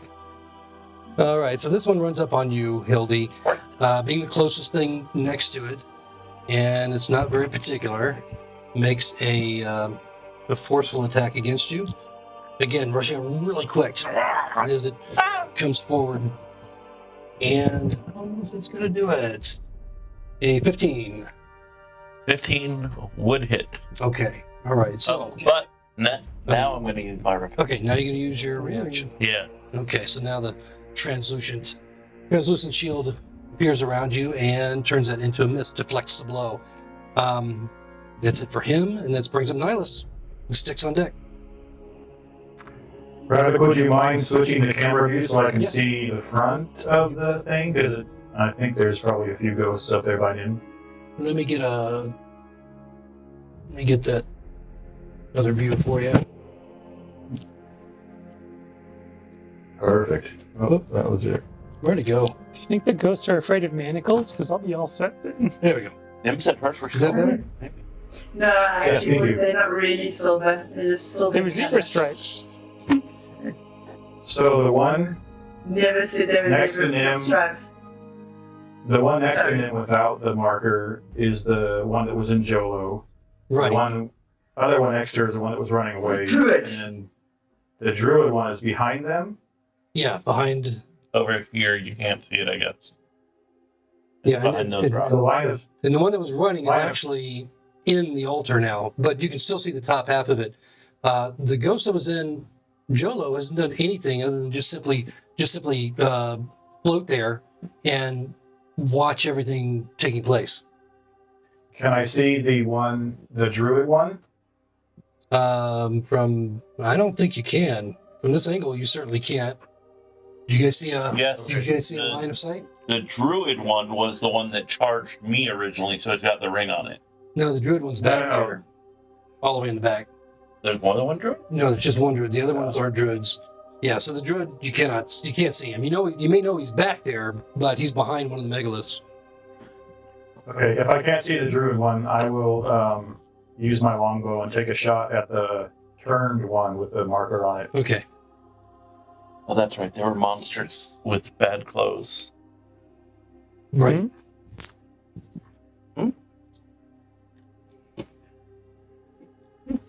19 to hit. You hit.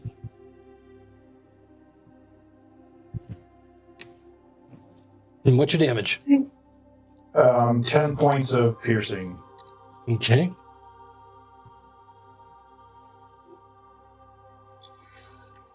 Okay, so your arrow goes through it, but it reacts as if it were hit and damaged. Then the arrow continues on, and you see it kind of just land in the grass somewhere out in the fog. Anything else, Silas? That's it. I'll just yell out to those near me, "Stay strong, we can do this together." Okay, it's going to bring up sticks. How do I get myself into these messes? Then I'm going to run up behind the creature right here. 10. Okay. Hit it with Booming Blade. Hopefully. 14. 14 does not hit. Swing and miss.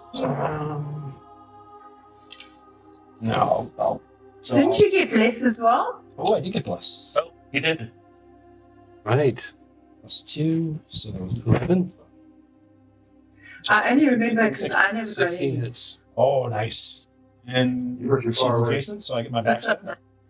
Yeah, somebody's adjacent there. You do. Yeah. Hildius. You're welcome. So 10 points. Okay, total of 10? Yep. All right.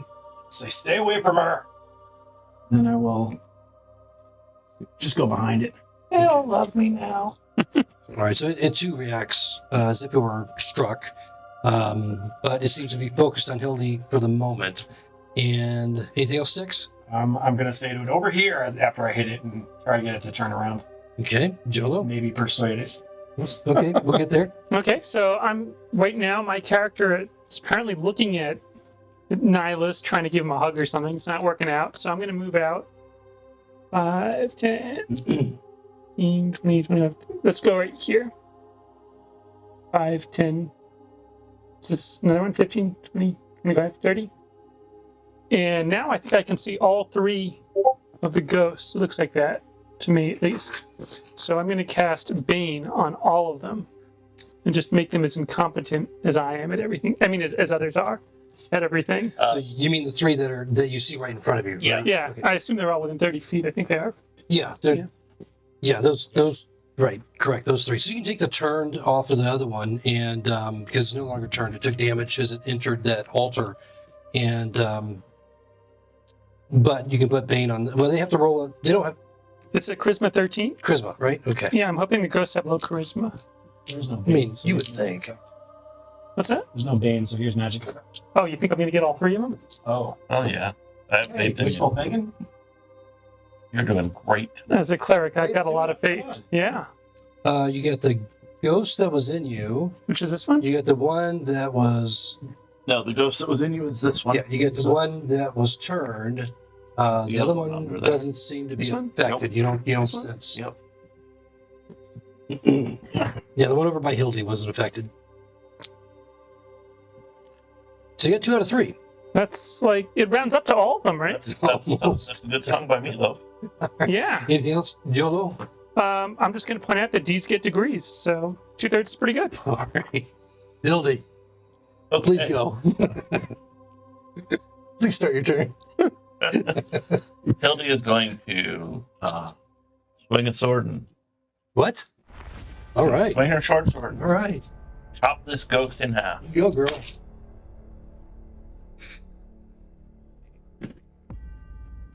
That would be a 23. You hit. Holy crap. You know, you heard her Jolo. Things happen.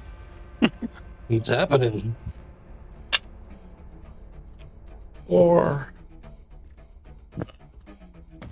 piercing. Now, when you're using a a finesse weapon, you're using dexterity instead of strength. Do you add your dex as a bonus too? Not just rogues, or Yeah. Are you talking about for damage? Yeah. Yeah, I think dexterity is only on the attack Just to roll. hit. Yeah. Okay. So then, So, 4.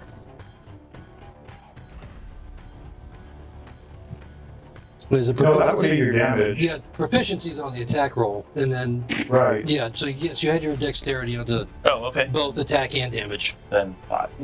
Okay. Still better than nothing. She doesn't use so a many sword, fucking but she's rules. a little iffy on the whole process. Yeah. 20 yen toward the enemy. Well, I should have got one of those curvy swords. I could have got one. Her sword says this end toward Jolo. No. I have a magnetic personality, but not with swords. Okay, it's definitely been affected, but still up as it growls at the attack on it. Okay, and that was the start of my turn, so my repel/shield is gone. Okay. All right, so that's going to be it for Hildy. We're going to go ahead and finish out this round, and we're going to take a break. Nim. When I look at the structure that I'm under, is it possible to topple it with like some strength? Or does it look quite sturdy? Well, I mean, it looks heavy. It might be possible to tumble it, but make an intelligence check.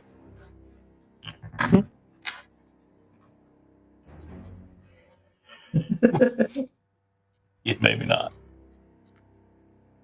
Fuck you, it's only -1. That is 13.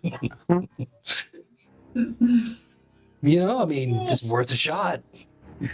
Nim is going to use her movement speed and everything to barrel into the one pillar that's holding up the tablet. Okay, so there's which And one? shoulder There's- into it. There's 3 of them that are holding up the top. And the equal distance between them or not. The one behind you is probably a little bit closer to the altar because the altar's like backed up right against it.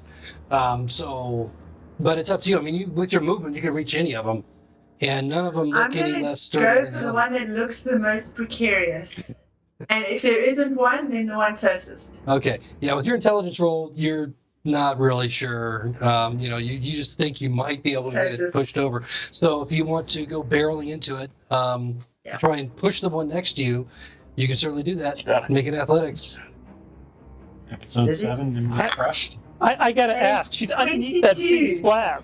22. I'll tell her. My Well, I latest waited until she is rolled. Wow. Okay, 22. Okay, so physics. When you're under a structure and you push the leg I'm okay out, with a bit of damage. then, and for whatever reason, you rolled well enough that you managed to find the right spot to just push it in such a way that even though these things are not, I mean, they're finely balanced, but they're heavy. And it's not easy to knock these things over, but man, you just put some strength against it and pushed as hard as you could. And there's a little bit of a fracture up there toward the top. And as you do so, pushing it outward, the leg collapses. And this whole huge structure goes toppling down at an angle on top of you. So, Maybe she pushed through it. make a dex save, She becomes the third pillar. I've seen this. Oh, like Hercules. It's like Atlas, exactly. Yeah, or Atlas. Yeah. 8. Okay. Yeah. Hi, Nim. Wow. So what's your alternate character? Bard. How many d6 you guys have? Oh, I've got I've got I got two. 5. I got 5. Fuck. Holy shit. He says he's getting, but we can hear the rattling, and it sounds like clunk, clink, clink. Wow. And your dex save did not help you. So here's what happens. as the thing goes toppling down on top of you, kind of pushing you off the altar, pinning you underneath it on the back side. It is now down, toppled onto that side of it, onto the ground. Still, the edges of it in the front are just barely up on the front two megaliths, just kind of basically held against it more than anything, as it looks more like a lean-to, but with you kind of caught underneath it. And you took 36 points of damage, bludgeoning damage, from this. I did I don't not know, expect that much damage. about 2-ton slab of stone that you just basically That's like pinned yourself Big under. decision. that's 12 slaps from Nihilus. It's this huge 2-ton thing. And now you see an image of Nim transposed over Jolo's face. But I assume you're down? Yeah, for sure. Okay. On the off chance that it might help, just open. From what we can see, it looks like the altar is underneath the stone. Yes. Since she went flying, could she be like half shielded by that altar? So she Now can't with a dex save of 8. Damn. I tried. I got If she rolled at least a 12 or 15, I might have given She her a just- little leeway. At 8? She just ran up and pushed it, and then Yes. just like looked up as it Yeah, came oh. falling down. Make I that was fall. enraged. Yay, me! And I'm not a barbarian. I just wait for it. Hey, Okay, it's so what did the ghost take any damage? Yeah, Um, it did. yeah, we'll see. You don't know Did you're I knocked take out. it all? It's got to make a dex save too, because it's like, fuck. But sadly, since ghosts are incorporeal, Oh, the sword? Oh. you know, it's in there with you, but probably not feeling the same. Gave her Neve. Go Neve. It was a good. Well, it was a Jolo plan. What? Yeah, Joel's never done anything you that. I'm just gonna Jolo stop the hanging out with him, honestly. see what happens, Nim, when you shackle yourself to him for a little bit, just that little tiny bit of time, and look what happened. I'm screwed. Can I keep the manacles? I'm not even going to finish out the round. Let's take our break, and we'll come back in 10 minutes. And oh my God, see where this one Wow. leads. All right.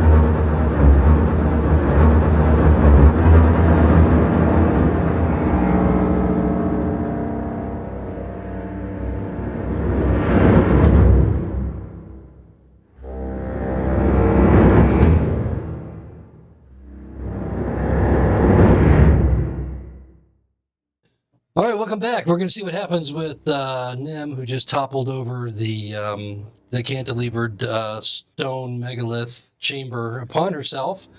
And we didn't quite finish out the round, so we still have a couple of creatures that are up, and we'll see how they react to this new wrinkle that she's thrown into the mix. Currently, She has no more wrinkle. yeah, She was ironed.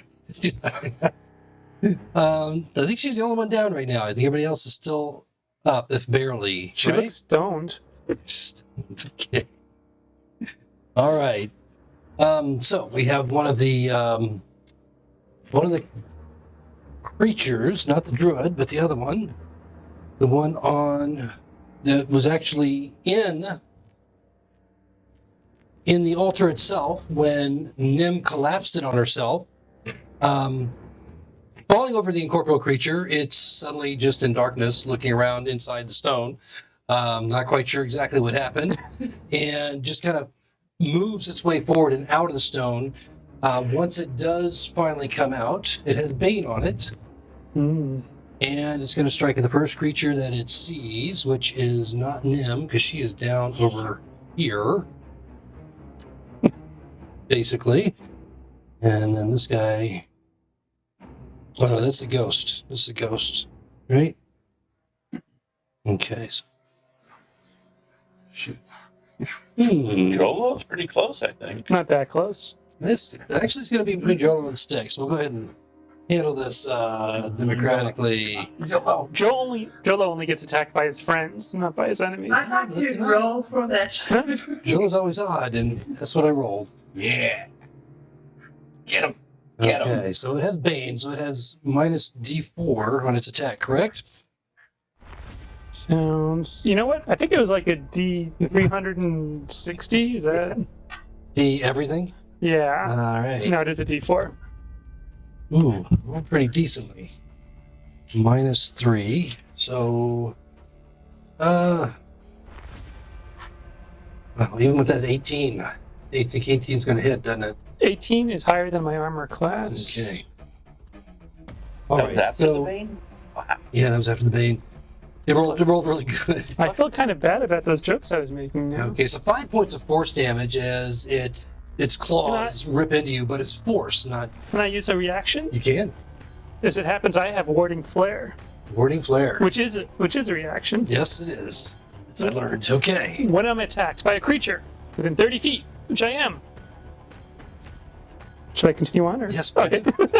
Or- You can see you can use your reaction. You would pose disadvantage on the attack roll. Okay. And use this 3 times per long rest. All right. So, wow. So good that you did that because it just rolled in that one. Does that mean a D30 is coming out? E30. I love my D30s. Except when they're my D30s. I guess that would be equivalent to bludgeoning. Doesn't even matter. No, I'm not rolling it. I'm rolling it. A 28. Wow. That can't be good. No, it is good. On a miss. What? On a miss, which means. Alright, so It rips its own. apparently you get something equivalent, I'll say, to stomach cramps. What? And attacks at disadvantage until the end of its next turn. So on this next turn, something happens within its strange, ghostly, incorporeal self that causes it some pain or anguish. Probably just the sight of Jolo and seeing his nubile, peach cheek, fuzzy, Ghost dependent. beard, less mustache, just sends him all a Twitter. And Is that a sentence? yes, it is now. It's been overcome with emotion. He is very much so. Yeah, he'll be at disadvantage on his next attack. So that's it for him. The next one is the one that's on Hildy still. Just smack her. Styx did just smack her, which is going to piss it off. So we'll do that democratically as well. Does that work? Hildy's odd though, and she's going to get attacked. Not odd. Whoa, that's a cocked one. Let's try 13. again. Okay. So 6 plus the 5 is going to give you 11, and that's going to be a miss. Yay. I like misses. Except when it's yours. Well, I'm used to them when they're mine. Okay. So that's going to bring us back to the top of the round, and the druid is over there just kind of looking down at Nim, and if only Nim could have seen it, maybe she's looking up with her cold, dead eyes and just seeing the last expression of absolute incredulousness on this creature's face as it just kind of goes, well, and turns around and just goes right through the stone, and it's going to go directly towards Styx. But you know what? It's going to stop. I was going to say, you know what? Fuck that. I just saw something horrible, and I just don't have the legs to keep going as incorporeal as I am. Aw. And I'm going to stand way back here, and I'm going to shoot another grave bolt of necrotic energy. It sticks this time. 14. Nope. That's going to miss. Okay, so it goes whizzing by you and exploding into the tree next to you. And that's it for it. So it brings us top of the round, or second in the line for Nihilus. Okay, so I can't see him. You don't need to change the map, but he's going to run straight towards that non-glowing pillar that has the runes kind of behind where Styx is. Okay. 30 feet as close as he can get to that. Staying away 25. from the other ghost. That's 25. Whoop. Sorry. Yeah, that's fine. So as he's running, right as soon as he clears the line of Styx, he's going to whip out an arrow and shoot at the druid ghost. Okay. Okay, go ahead and make your attack. 19? 19 hits.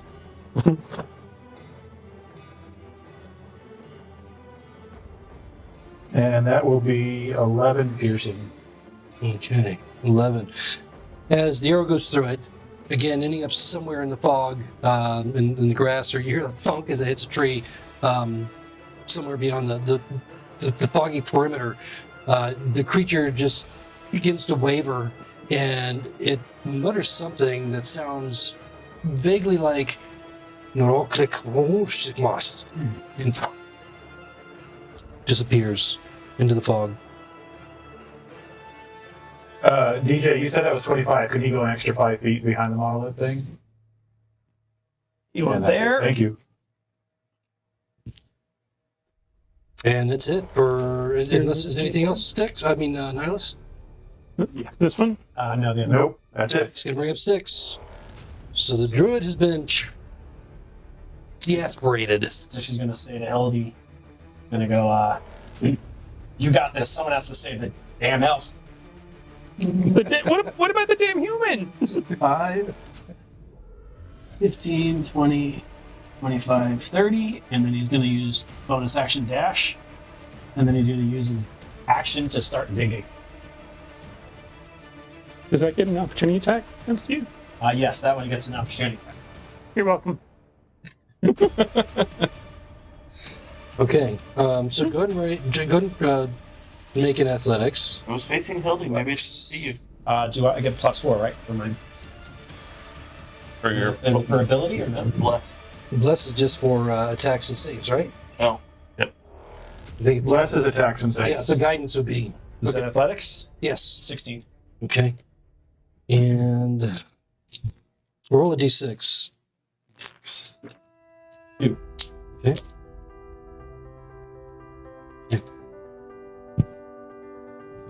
Okay. All right. Anything else from Styx? You're making some headway. I mean, it's tough getting around all the gore, her lung, the other parts of her that are like squished out from underneath the stone that are not even. Is that heart, liver? What the hell? You have no idea what all this stuff is. You're just trying to get around it and scoop out the dirt from under her. It's not easy because she's mostly soup. So But I mean, you're making a little bit of headway. Just gonna shout to Nihilus, cover me! Remember in the arena when the demons like sank into the sand? And that's it for me. Or from the Wizard of Oz. The Wizard of Oz, exactly what just happened to them. Remember what happened to the witch in the beginning? The house. Yes, exactly. I want her shoes. Oh, and I did say I'm using my my crowbar. No, you didn't say that. Your hydraulic jack. You say it now, though, so you just thought of it. Okay. All right, so Jolo, you're up. Okay, so you guys basically just beat me up and then let me stay right in front of this evil thing. I can't fight. I'm gonna try using my command, and I guess I can't let it bleed because then it will hurt everybody else. But I can tell it to grovel. So I'm gonna stare it down. I'm gonna say grovel before me. Okay. We're focused on the word grovel because it's only one word command. Right. Is that wisdom? It is a wisdom 13. Okay. Wow. Wow, good or wow, bad? Don't forget it has Bane on it. Adam. Yeah, I baned him. Then I commanded him. Then I'm gonna run away at him. I hope. Didn't you get hit? You didn't get hit, did you? Did I get hit? No, it missed you. Okay. I used the reaction, and then the second time Right. Yeah. I got stomach cramps. Is Bane also concentration? Just Just for the next, in case you It get should hit. be, I think. in case I get hit. I mean, you have, just all you're good. So. Where do you see concentration? Concentration up to 1. Ah, there it is. Yep. Okay. All right. The command is not. What, is there an intelligence threshold on that? Intelligence on command? Yeah. It just says wisdom 13. Or any threshold, for wisdom or intelligence. Okay. All right. So we'll see what happens. Wait, anything else, Joe? I assume if I run away, it's going to attack me. So I'm just. Or it might not. Well, the command only takes effect on its turn. On its turn. Okay. Then it. So I'm just going to kind of stare it down while I say Suna, buddy. All right, Hildy. Elodie did so well with her sword, she's gonna do it again. Okay. Wow. Well, we need a new paladin. Nim's armor's available. Nat 20. Wow. This Styx is digging her out, and Plus the Hildy's digging her back in. What's the damage? So what did we decide that was? You roll twice the dice, or you? Yeah, whatever you roll, the you double. damage? Yeah. You roll twice the dice. Yeah, and then you add your modifiers. 9,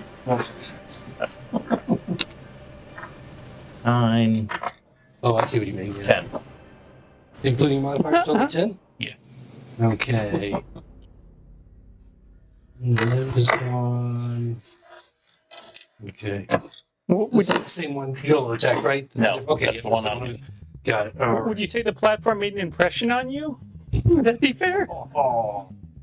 Yeah, that's an impression that's going to stick around. Okay, so it wavers a bit, breaks angrily at you from the blow, but it's still up. Anything else, Hildy? Thanks, Sticks. No.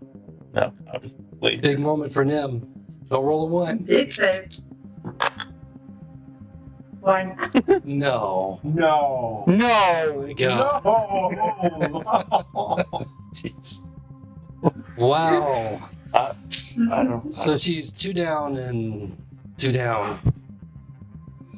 Wow, I have a feeling that there's going to be a lot of consideration over this whole passage of events that just occurred. Can we use pause, cut that, and re-roll it? So nobody at home saw that. Oh, wow. Okay. Well, all right, now we got these the creatures. Thank God I One already got on her. Jolo. The one on Jolo Who was commanded? commanded, yeah, exactly. Shockingly, I mean, to everyone, even its own shock, and everybody's shocked. Even them is like, wakes up a second, she's shocked that this thing just suddenly starts to grovel. And that's what it does on its turn. Okay, so congratulations. The other one on Hildy. Still on Hildy, because, well, why not? And making an attack against you. 17.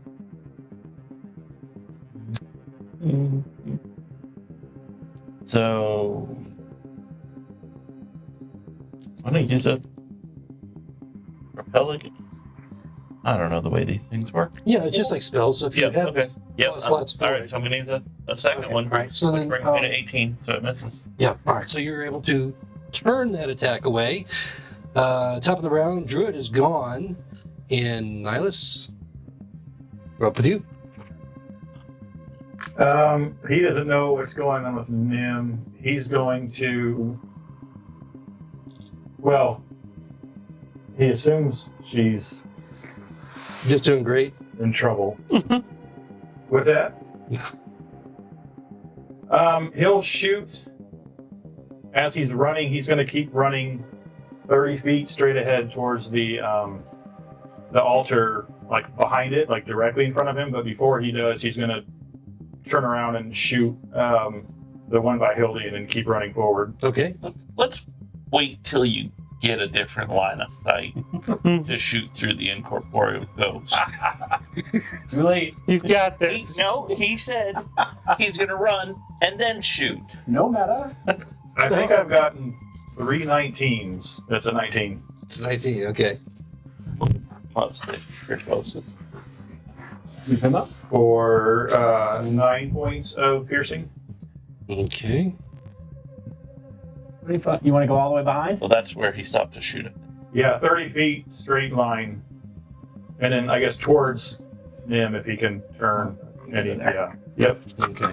So yeah, the arrow goes through the creature. You see it react with pain just by the left shoulder of Hildy as it goes off into the fog. But the creature's still up. Still up. And anything else from Nihilus? As you get around to that side, you see Nim. And it's probably shocking because you've probably never seen an elf in this state before. Anything in the state before. But certainly weren't expecting Nim, like just Nim soup there, chowder. That's Nim. The red hair you recognize, that's probably the big identifier. But that's about it. So point of order. Yes. Hildy loses 1d4, but she keeps the bliss, but she loses the bond. Oh, because you're further away? Yeah. Got it. Yep. All right, anything else from Nihilus? That's it. Okay, Sticks. Does the bug kick in again when you get closer to her or not? Yeah, it So does. you don't sever it. So does it look like she's uncovered enough that not crushing her? Like, can I try to revive her now, or like, not revive, but Well, she's still What? she's still under the weight of the crushing weight of the stone. then I'm gonna keep doing. But you can certainly. It's up to you. If you can dig or you can heal. But if I heal, is she just gonna be pinned? I'm gonna try to stabilize. Try to stabilize. Hope she's just pinned, not being crushed. 16. But plus whatever medicine is. So. Okay. Yeah, 16. All right. So you're able to stabilize her. Plus, oh no, that wouldn't comfort. Okay. All right. So you're able to. Well, no. Yeah, she's still 0. So she's not dead. So you're able to somehow. I don't even know how to explain this fucking logically because there is no logical way to explain how you just stabilize him. But let's just say you did, and let's leave it He at that. found he found her heart and he's got it in his hands and he's like, oh. Yeah, right. Wasn't very evil. Wow, you all could have a little bit of Nim at this point, just so you could like. All right. I think it's on my shirt. Does she have any pouches on it? And then goes around. Yeah, she certainly does. Okay, so you're stabilized for the moment. That's your action. Do you want to? I guess you're going to stay there or not? Yeah, I'm gonna keep digging and try to get her out. Okay, Jolo. Since my new friend over there is groveling. Can I move away without him taking an opportunity attack? It ends at the end of his turn, I believe. Yeah, but At the end of his turn. So it's his action, right? So basically he's groveling, which means that he's prone, essentially, right? yeah. So, I mean, it doesn't... After his action is... After he completes that action, he's done. But is he So- still on the ground? Yeah, he's still on the ground. So you're saying I have to disengage, or he's going to attack me? Is that okay? You can interpret it as you like. I will decide not to get married to this thing, and I will disengage from it, All right, use your action to disengage, and... and then I'm going to run Okay. really far. To help Hildy. You know what? Help sticks. I'm just going to point out that I'm not at full strength because certain individuals may have attacked me for unknown reasons. Oh no, we all And- know the reason. And there may be some divine justice involved. I don't know what's going on in this world, but I think the message is clear. It's not a good idea to do that. I think we all had plenty of reasons. Actions have consequences, that's all I'm saying. Hey, Nim is the one with the building on her, okay? I mean, there. Thank God Nim's unconscious. Wait till you wake up. Yeah, I'm going there. Flap, you silly. Yeah, that's really helping her over there behind the tree. That's awesome. I'm you know what? I was a little nervous. I gotta take care of some business, so that's where I'm Really going. so glad we have a cleric. You already stabilized. What more can I do? Heal? Worst cleric ever. We're definitely killing him off. You know what? Is there time left in this episode to tell me? I'm barely at like a third health for reasons. all right, is that it for Jolo? In more ways than one. Okay, Hildy, you're up. Hildy's just gonna keep trying to beat the hell out of this thing. Okay. Dirty 20. Wow, yes, you hit. Starting to quite the swashbuckler. 4, okay. All right, it's still up. You can see that you've done some damage. You can't tell the kind of damage you've done or how much damage. As these incorporeal creatures you don't see damage appearing on them, but you just see the reaction to the damage. So you're not quite sure, how alive or undead, living still this thing is. Okay, that's it? Yep. So Nim, there's no way you're not taking damage from this massive fucking stone, even though you're stabilized. So you're taking damage. The question is, when you're stabilized and you're damaged, is it considered a crit? So you're technically at 0, right? But you're stable. And so I think any time that you're at 0 and you take damage is considered an auto crit. Is there any other disagreement? Is there any disagreement with that? Because I think that's the way the rules are basically. I'm not even going to roll the fucking damage because you're just taking damage. It's not as much as when the thing fell on you, but you're definitely taking crushing damage just from being under it. And so you're just going to take the auto crit, which is you're back to 2 death saves, but you don't have to make a save this turn. So you're kind of back what you were, but you were saved not having to make that save this turn. So Happy with that ruling. it helped. What he did helped anyway. So, all right. And so the one on Jolo, or the one that was on Jolo, that groveled, is really pissed about that. No, she's good. I mean, it's not happy at all. It gets up and it has just fire in its eyes as it goes back towards you. And What about the stomach cramps? you'll have disadvantage. Or was that on? Yeah, it is on. Is it on you? On me? It was on that one right there. It was on this one, right? Yeah. Yeah. Where did Jolo go? Straight shot. Easy. If you can't find him, doesn't count. Reach them easy. Always going right at him. Yeah, but he's got to get up, Ooh. which is half his movement. Yeah. Sometimes, Is he a rogue ghost? Yeah. Exactly. Double check and see if he's got any. with the pressure, can't get it up. I've heard it's common amongst a lot of ghosts. Yeah, just Maybe the other was in you before. Yeah, and he'll dash. He'll be right through. He could Well, he go can dash. straight in He and can certainly possess him again.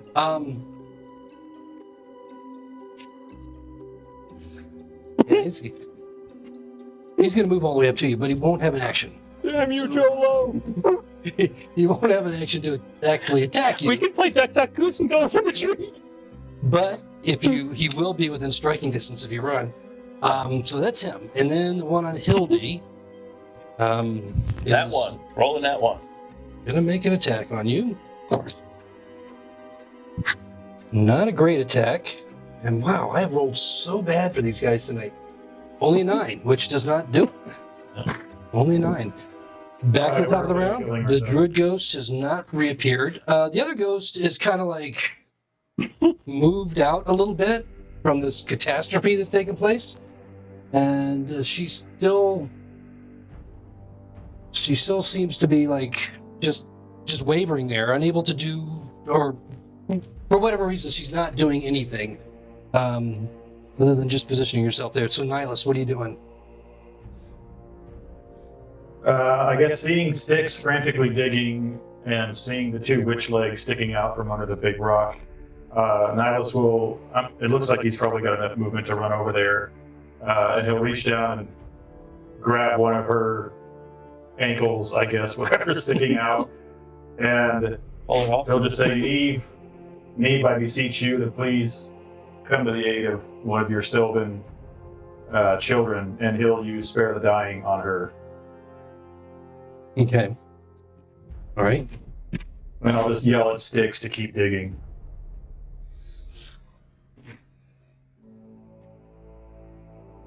I don't know if that helps or not from that angle. Okay, so you're casting Spare the Dying, which is going to stabilize her once again. Yep.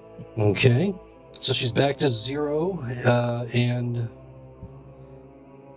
no death saves at this point. Styx, what are you doing? I'm digging.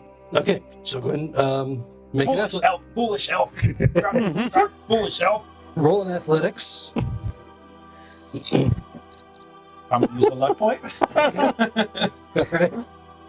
All right. 9 plus. So that's -1. 8. 8. Roll a d4. D4. And when you're digging, like one of your fingernails bend back. Oh, that even happens. Actually, that's not terrible. So you make a little bit more headway, but she's still firmly underneath.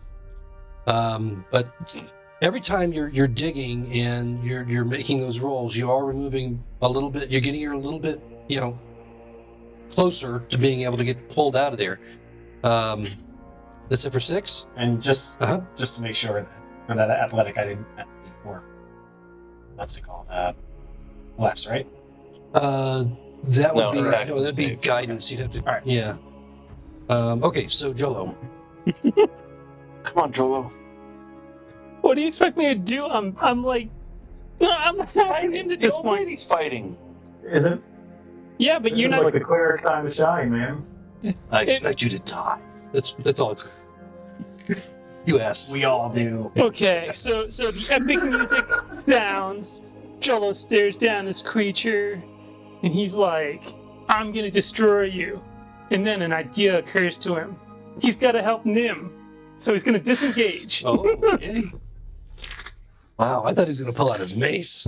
Jeez, I'm worried. 1 point of damage, then 2 points of damage. So best case, doubling again, that'd be 4 points of damage. For what? The mace. Oh, yeah, but are you using it, or are you going to disengage? No, I'm disengaging. About if they use it. Okay. Yeah, I'm like doing simulations in my head Got here. it. Okay. Wow, you really, I mean, You could roll higher than giving one. yourself a lot of leeway there on the simulation. Okay, I've got to get to my best buddy who punched me earlier. So disengage will take your action, and you still have your Yeah. movement. 5, 10, 15, 20, 25, 30. I can get up to here. Okay. So that's where I'm going to go. So now it's like a bunch of construction workers just looking at this disaster and trying to figure out what to do. And I'm readying Not like formally, but in my mind, I'm readying Spare the Dying because I've got you. I'm on the plan. If they do save Nim, I just wonder if they're going to get her back together the same way. You look like Sally from Nightmare Before Christmas. I won't be the shortest one anymore. This is going to be great. All right, Hildy, you're still duking it out with this. I creature. am. I'm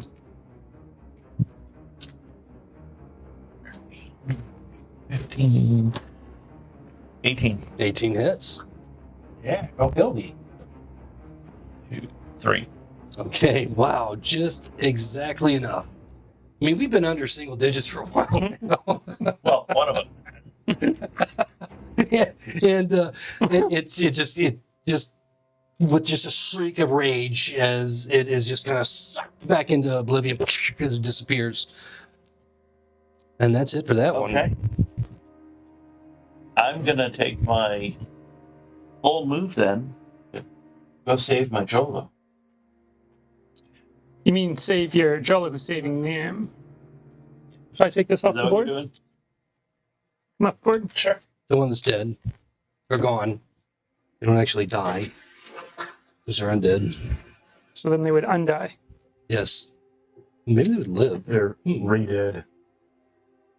All right. Is that it for Hildy? Yep. Okay, Nim. So we're kind of back to the same scenario.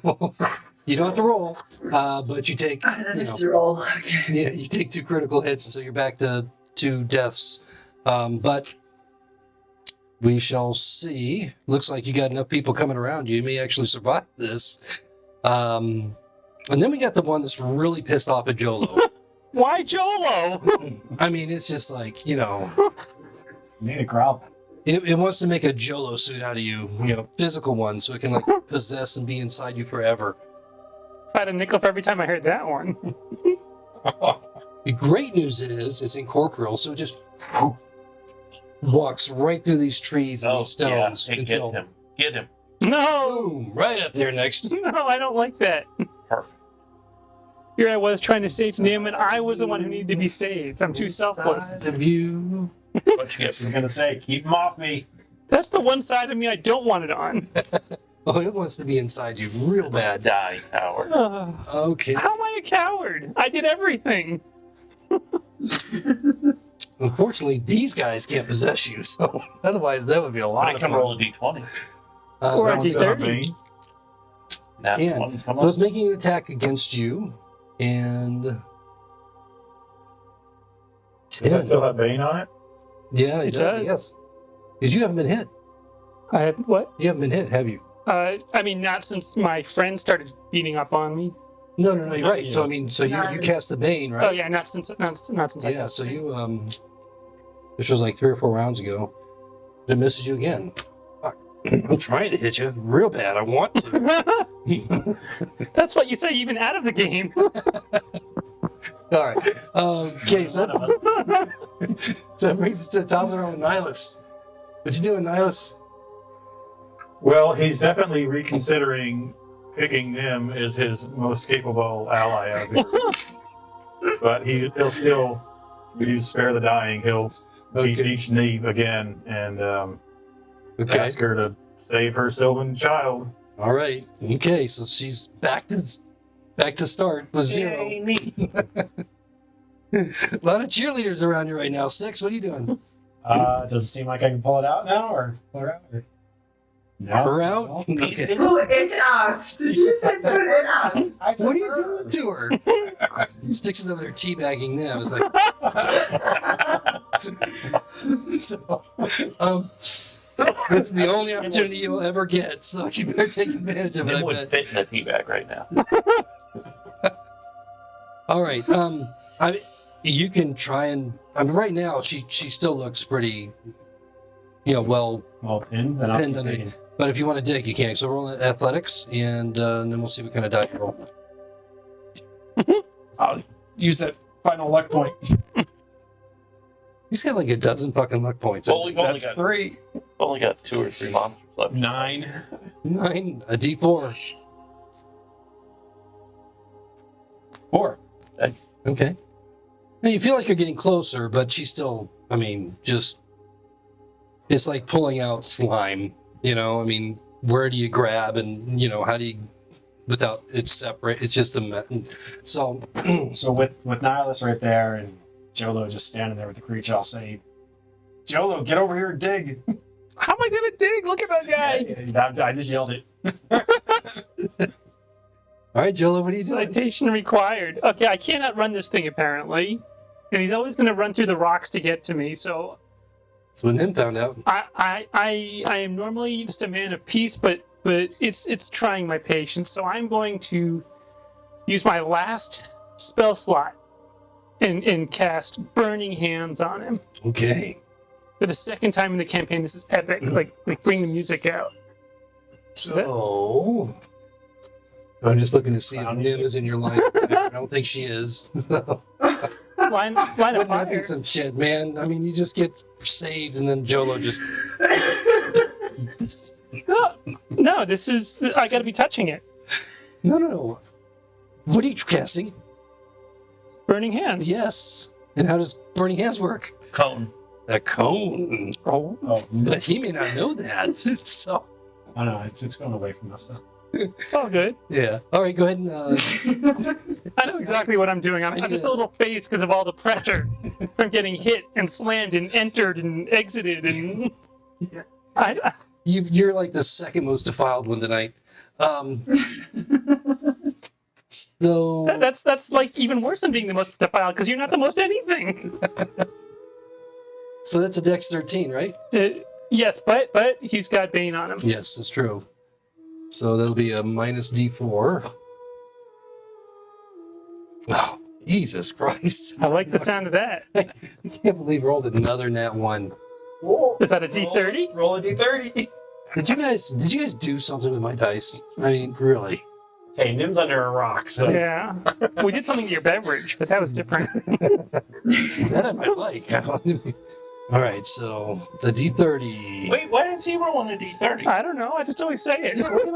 It's a save. Yes, that's right. All it is save. Actually, it was more of a fail. Oh. We tried.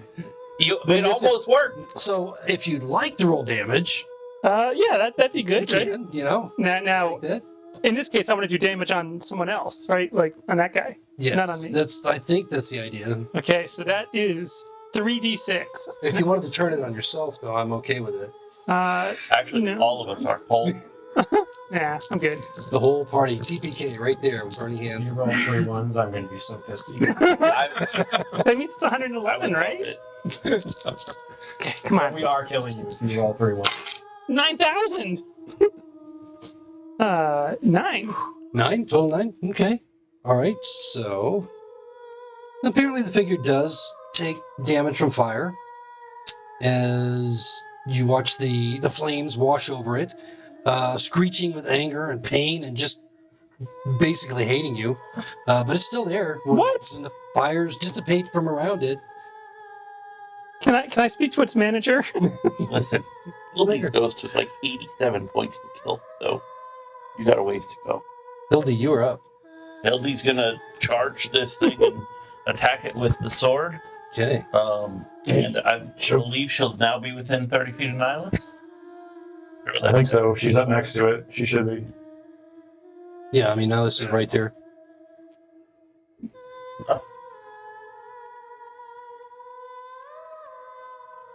I bet. Oh, is that tough? That was a 5. 12. 12, okay. All right, so more damage added. Is it. Oh, no. 12 to hit. Oh, 12 to hit. Yeah. Okay. Sorry, my bad. No, that misses. Almost hits Jolo, but just barely misses. He's got a haircut. Can I try again to see if I hit Joel? The net 1, maybe, but. All right, so no. Did you, any more movement? Nope. Okay. This thing's still focused on Jolo. I don't understand why. I don't either. We all want to hit you. Most of you have at this point. You made it grovel. Of course, it's angry. I never said grovel to me. I meant like grovel to someone I didn't else. know that. No, It was very angry. Yeah. You actually said to Grovel you. before me. Yeah, I'm gonna grovel next. It's a one-word Everybody command, but grovels. You're the one that said it. You can't listen to what I say. I never No, I do. keep telling you that. God damn. 14. Which is another miss against Jolo. How many? Jesus. It's like, he's like a Tootsie Roll Pop. How many licks does it take? I went for the heaviest armor I could start with. Good plan. Yeah. Yeah. I like that. I figured with my high charisma, people would be trying to hurt me a lot, so, Well, that's it. That's it. Mostly the husbands. So, Nihilus, you're up. Oh, wait, did we miss Nim? No, we're at the same situation. All right, so Nihilus, you're up. Yeah, he'll just do the same thing. Okay.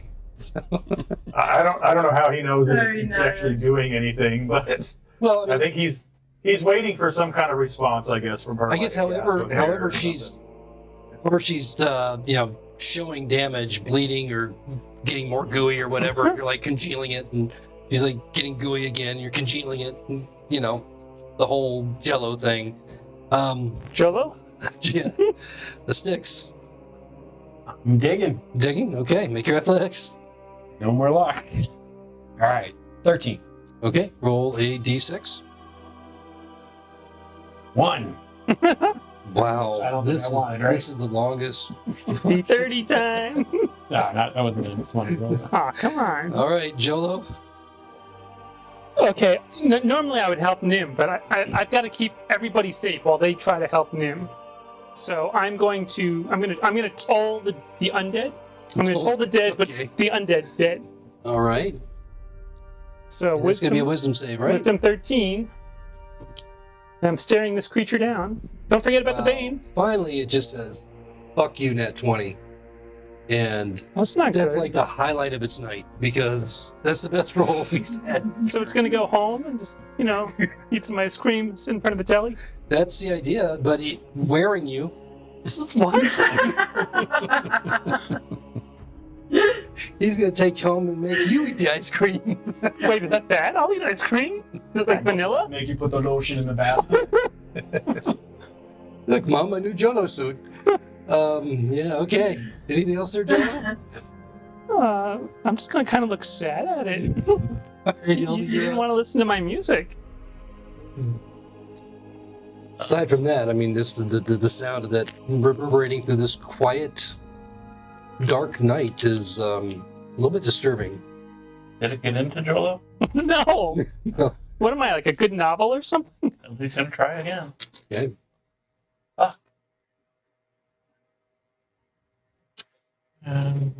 Nope. 13. No, that misses too. So Nim again feels a crushing weight. She's never regained consciousness, but you can see that she's like now leaking again, blood and guts and whatever else fluids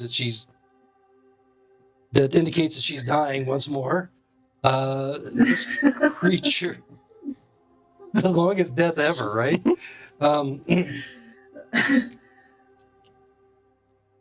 I have a feeling that when Nim Put me out of my misery. when Nim was hanging out with all the other elves, then they were talking about, well, how would you want to die? This was not one of the This things. was not it. All right. Yeah. So this guy is.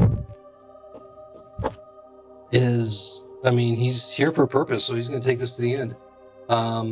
Against Jolo. What? Wow. I rolled 2 nat 20s tonight, and they just came in a row.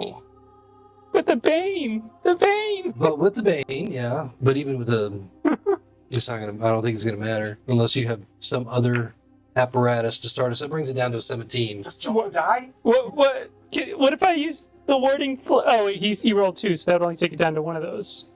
Or would it? The warding flare. Didn't you say I'm using my last spell slot? Yeah, I think No, that's a different thing. I used my last level 1 spell slot for the... Okay, yeah, you can use a reaction, and I mean, I'll have to roll again. I think I might as well, because Nim is depending upon me. Okay, all right. So 17 would have hit, and oh man, I like the sound of that, I think. how lucky you are! Just rolled a 3, and that's not going to do it. So your warding flare deflected the blow, and I got the opposite of the stomach cramps. I've got like the stomach What's the opposite? Champs. Butterflies? What? No, because that means I'm nervous. I got like the stomach massage going on. Why? Feels good because I survived another round, okay. so I can help Nim. Yeah. She probably feels the opposite. I'm keeping all the bad die occupied, so the others can dig That's true. and do the blue collar work. All right, Nihilus, you up again with the seeping ooze. So he's wondering if Neve Yeah. has just forsaken her Sylvan follower, but he'll cast Spare the Dying again You think that's a cantrip? Sorry, Josh. because I'm out of everything else. Like, what did you do for 3 hours on Thursday, Monday night? Yeah, they just I cast cantrips on her. cantrips. Sticks. Digging away. All right.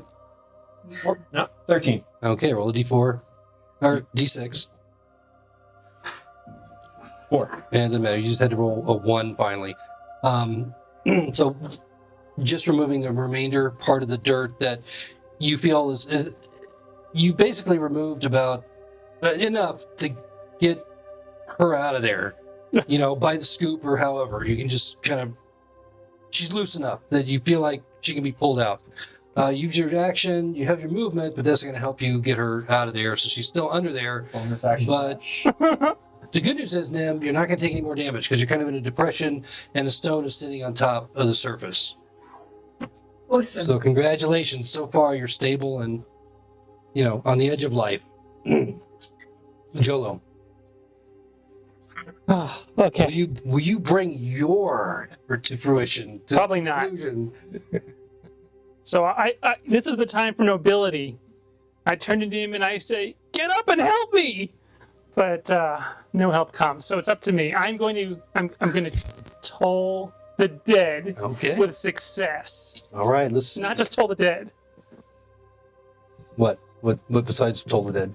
Toll the dead with success. Oh, okay. Well, good news is you rolled a 3. That is good news.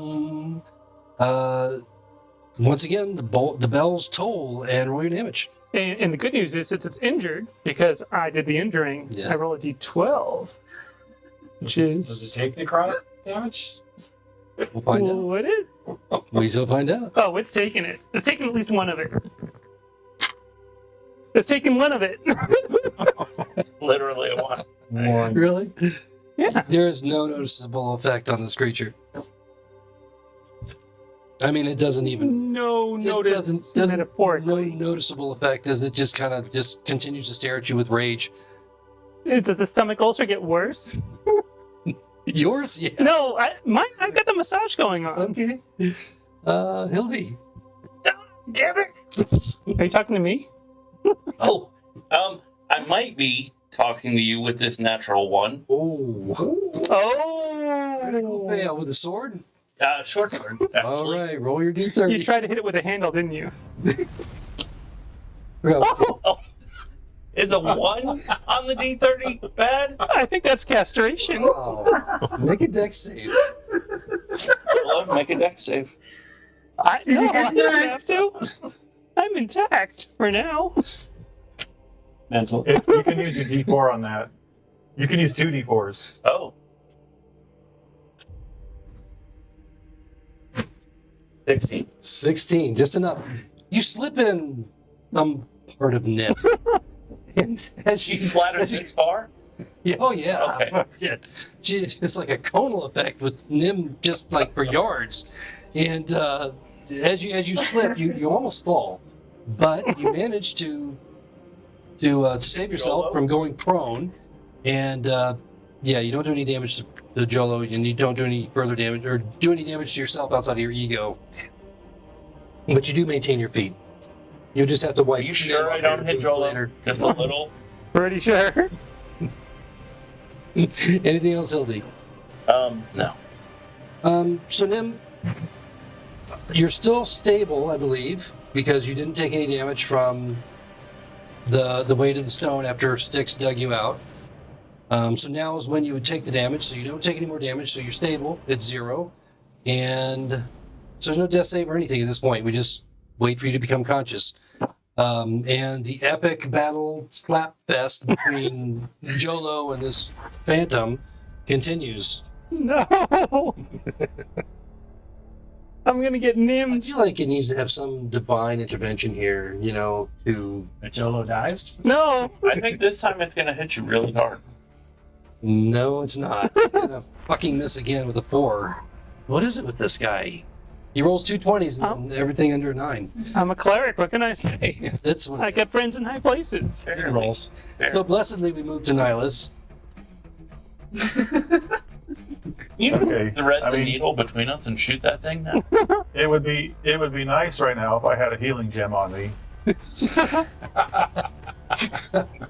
But I will shoot at the ghost very reluctantly.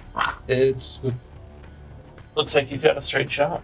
oh yeah, he's got a straight shot, but it's like within your minimum. You're using a longbow. Yeah. Okay, because I think you got him. He within 5 feet. And 15. Okay, no, you're good. He's You're at good. 25. Yep, you're good. He rolls a 1. Okay, Can so- he hit Jolo? 18 to hit. 18 hits. For 8 piercing. 8 piercing. All right. As Zero slides through this thing. Yep, going off into the forest once again. The creature just kind of wavers a moment and looks over where the arrow came from, but returns his attention to Jolo.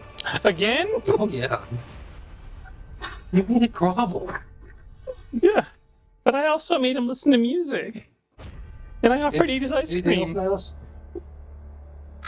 Nihilus? No, he'll just stand there protectively over his fellow comrades, The puddle. rolling his eyes. Nim the puddle. 6. Seeing that Nim's not dying anymore. I'll say, you have to do everything. I'll pull out my rapier and I'll run over to the thing and I'll take a swing. Okay.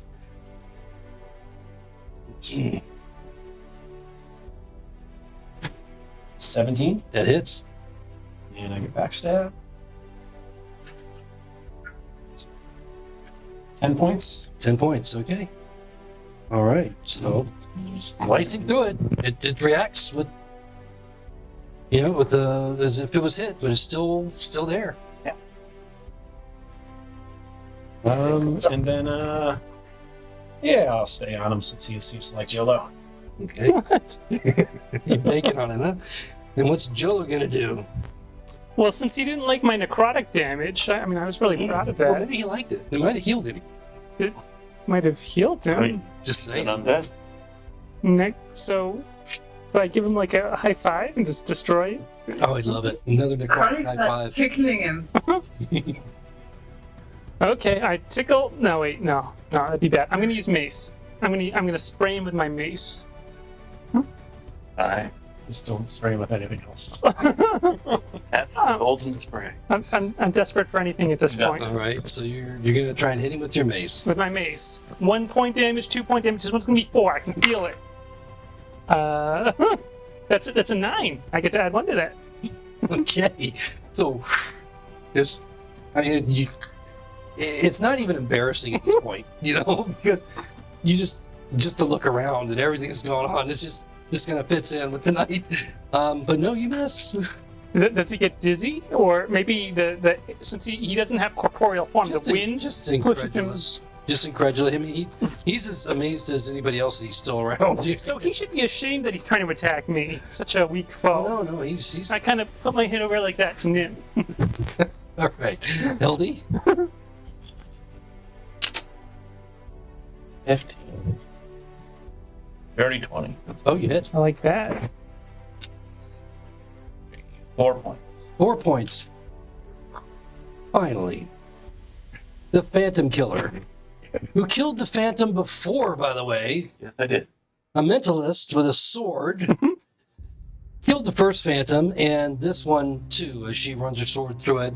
Not really satisfaction, as there's just no resistance, but the whole thing just back into oblivion, and quiet settles over this foggy. Take Here my I am. movement and run over to the puddle of Nim. We're out of initiative at this point. The other ghostly figure is not attacking. He's just sitting here hovering, just kind of turned to observe. You see his black eyes staring at all of you, staring particularly at Jolo. But those that can see it, on the other side of the stone, what are you guys going to do? I'm going to use, first I'm going to use my last spell slot and heal Nim for 9 points. Okay. Wow. And then I'm going to give her that little vial of healing potion I got from the gnome. This guy. That's fine. Listen, Jolo can go to hell and die. Oh, What? Oh no, she still loves him. She's still gonna fuck him. But he can go to hell and die. You know what? I'm no longer Jolo the Pink. I'm Jolo the Solid. Yeah, that's it. So, big hell he wants on every side. so Kim, as Nim starts to come to consciousness, with all of your friends, we'll call them, kind of looking over you, realizing the last thing that you remember is pushing the one leg of a three-legged structure with a massive stone on top, seeing the stain of your blood on the ground and the thing toppled over as you kind of pick yourself up, the hole that's been dug up under it, the splat of what looks like crimson just that goes on for like 30 yards in front of you in a cone. And then you take the healing, and you is there more healing from the potion? I don't know what that little vial was. You just said it was a gnome-sized vial. Okay. So, do you take that? No, I gave it to. Right. That's what I'm asking her if she takes that. What if it's poisoned? I'm actually not going to take it Okay. if I've got a choice. Yeah, of course. Oh, I was gonna pour it down her throat. Oh, well, I mean, you healed her That's first fine. with a spell, right? Yeah. Okay, so then, She didn't need it then. Okay. I mean, no, she came to consciousness at that point, and so you wouldn't have to actually put it down her throat, All right, then I won't. unless you you decide to grab her and make her take it. Was not my best idea. Styx is going to start yelling at her. He's going to go, "You foolish elf! You left me shackled to that fool. Just when I thought someone would have my back, you run off. Then you go and crush yourself under a huge boulder. That wasn't very smart here. And elves think humans are erratic and irresponsible. You're lucky I was here. You have more lives than a damn cat." He's going to start walking away. And then I say, Sticks, no, unlock me first. I'm going to throw my key in the dirt. 2 keys. I need 2 keys. I'm going to throw the other key in the dirt. I'm going to keep these zebra manacles. That's it. I'm not in my inventory. It did not become zebra manacles just because you said it was. It does. If I believe it, they are zebra manacles. He's seeing things now. And they're fuzzy. I think it's true. I think Nim did use up quite a number of lives on that one. Wow. I didn't expect you to survive that, honestly, and somehow you did. Is that other ghost doing anything? No, it's sitting there. It's just floating there. Should we talk to it? Nihilus was, while they were doing that, he'll walk up to the other ghost and just ask her, "What is this place?" She just her form just kind of rotates, floating in your direction. And her response, in the same way it's always been, that otherworldly voice, as if none of this that's happened around her has phased her in any way whatsoever. You're not even sure that she realizes what's happened.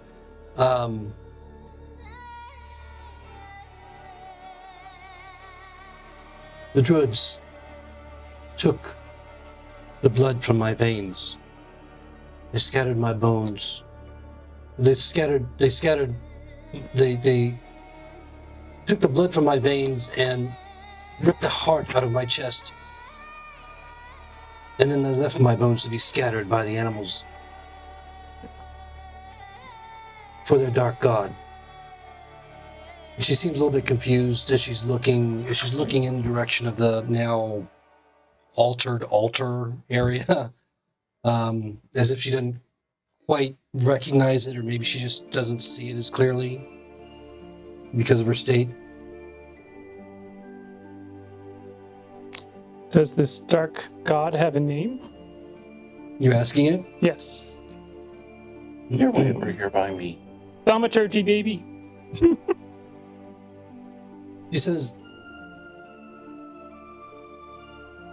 the other druids refuse to acknowledge the spirits that keep to the shadows, opposing those that bask in the light of the sun and moon.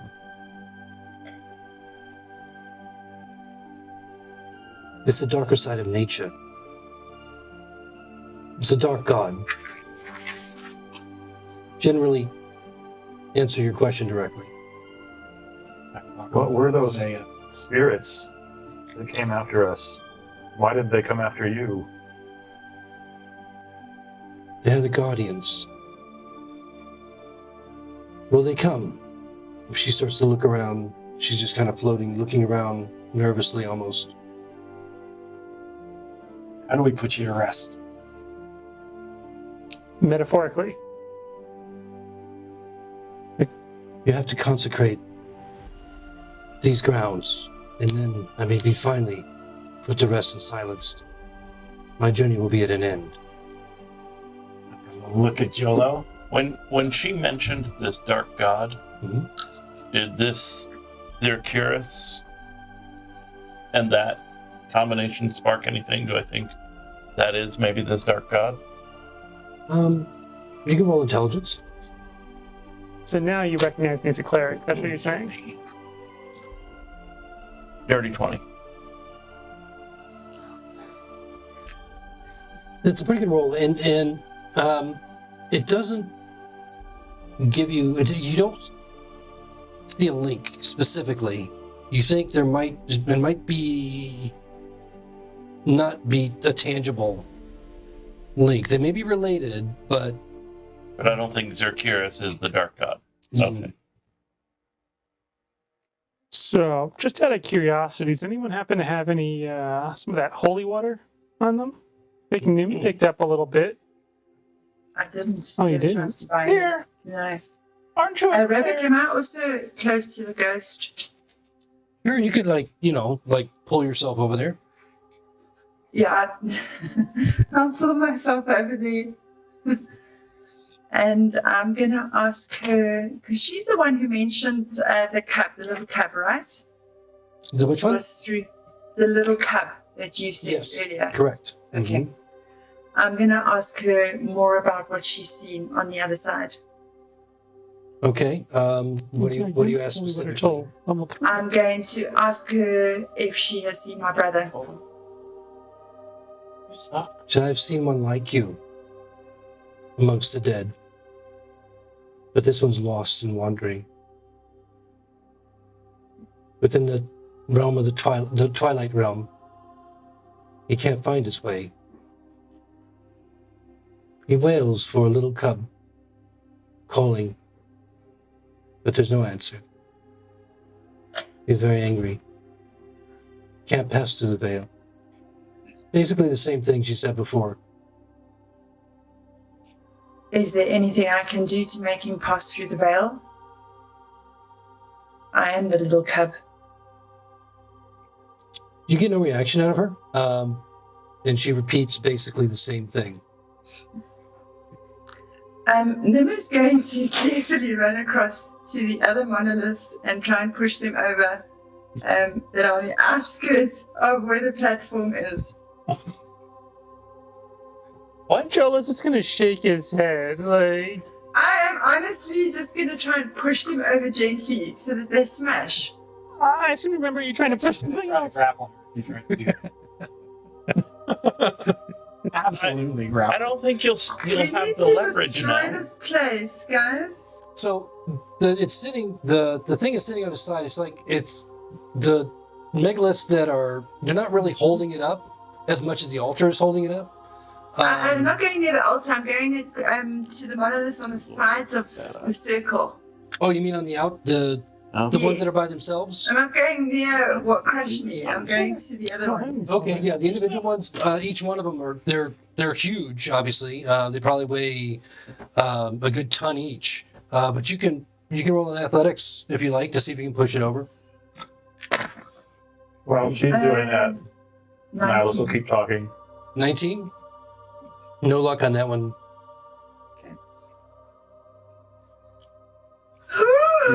Styx will say to Nihilus, ask him about this tomb that we need to find. By the way, you're under 1 level of exhaustion now, so you would probably have to roll anything like that with a disadvantage, but it doesn't matter since you didn't pass with that one anyway. What was that, Styx? I clicked back to Nihilus and said, ask him about the tomb that we're supposed to find. Well, while everybody's talking, Hildy's gonna hand them each a carrot. Should eat something. A carrot? Like a magical carrot? No, like a carrot. She got a whole bunch of vegetables. She did. Have a carrot, dear. Will that like improve my beta It'll carotene? make you feel better. Okay. I think it's gluten free. I'll take it. Hand them each Say- a carrot and eat a carrot. Styx will say, I don't want one. And I'll take it and we'll start eating it. I'm gonna smell the carrot first. Smells like So carrot. Niles will ask the ghost, do you have a name? Do we call you something? She looks at you blankly, doesn't respond. Do you know anything about this area, about these parts nearby? This is where I died. This is where my bones were scattered upon the earth, where my blood was drained. She goes on about that once more. If we can promise that we can help consecrate this ground and set you free, would you be able to give us some information that you may or may not even possess? We are seeking some blood of a king that never was. Okay. When you say, I mean, she seems a little bit, I'm confused by the first part, but she seems a little bit, doesn't react to the first part at all. The information that she may or may not have and all that. But the second part, when you say the king that never was, you kind of see her eyes flare a little bit, but not in an angry way, but just kind of what you've been seeing when she's preparing to speak, give you new information. And with that, she says, I know of whom you speak. Oh, It is Lord I get it. Euclid Dormont, the fallen patriarch of the once great house Dormont. Do you know where he was laid to rest here? She looks out over toward the west, staring into the fog. There's a stone monolith in the middle of the field that marks where the Lord fell in battle. Under it lies buried his tomb.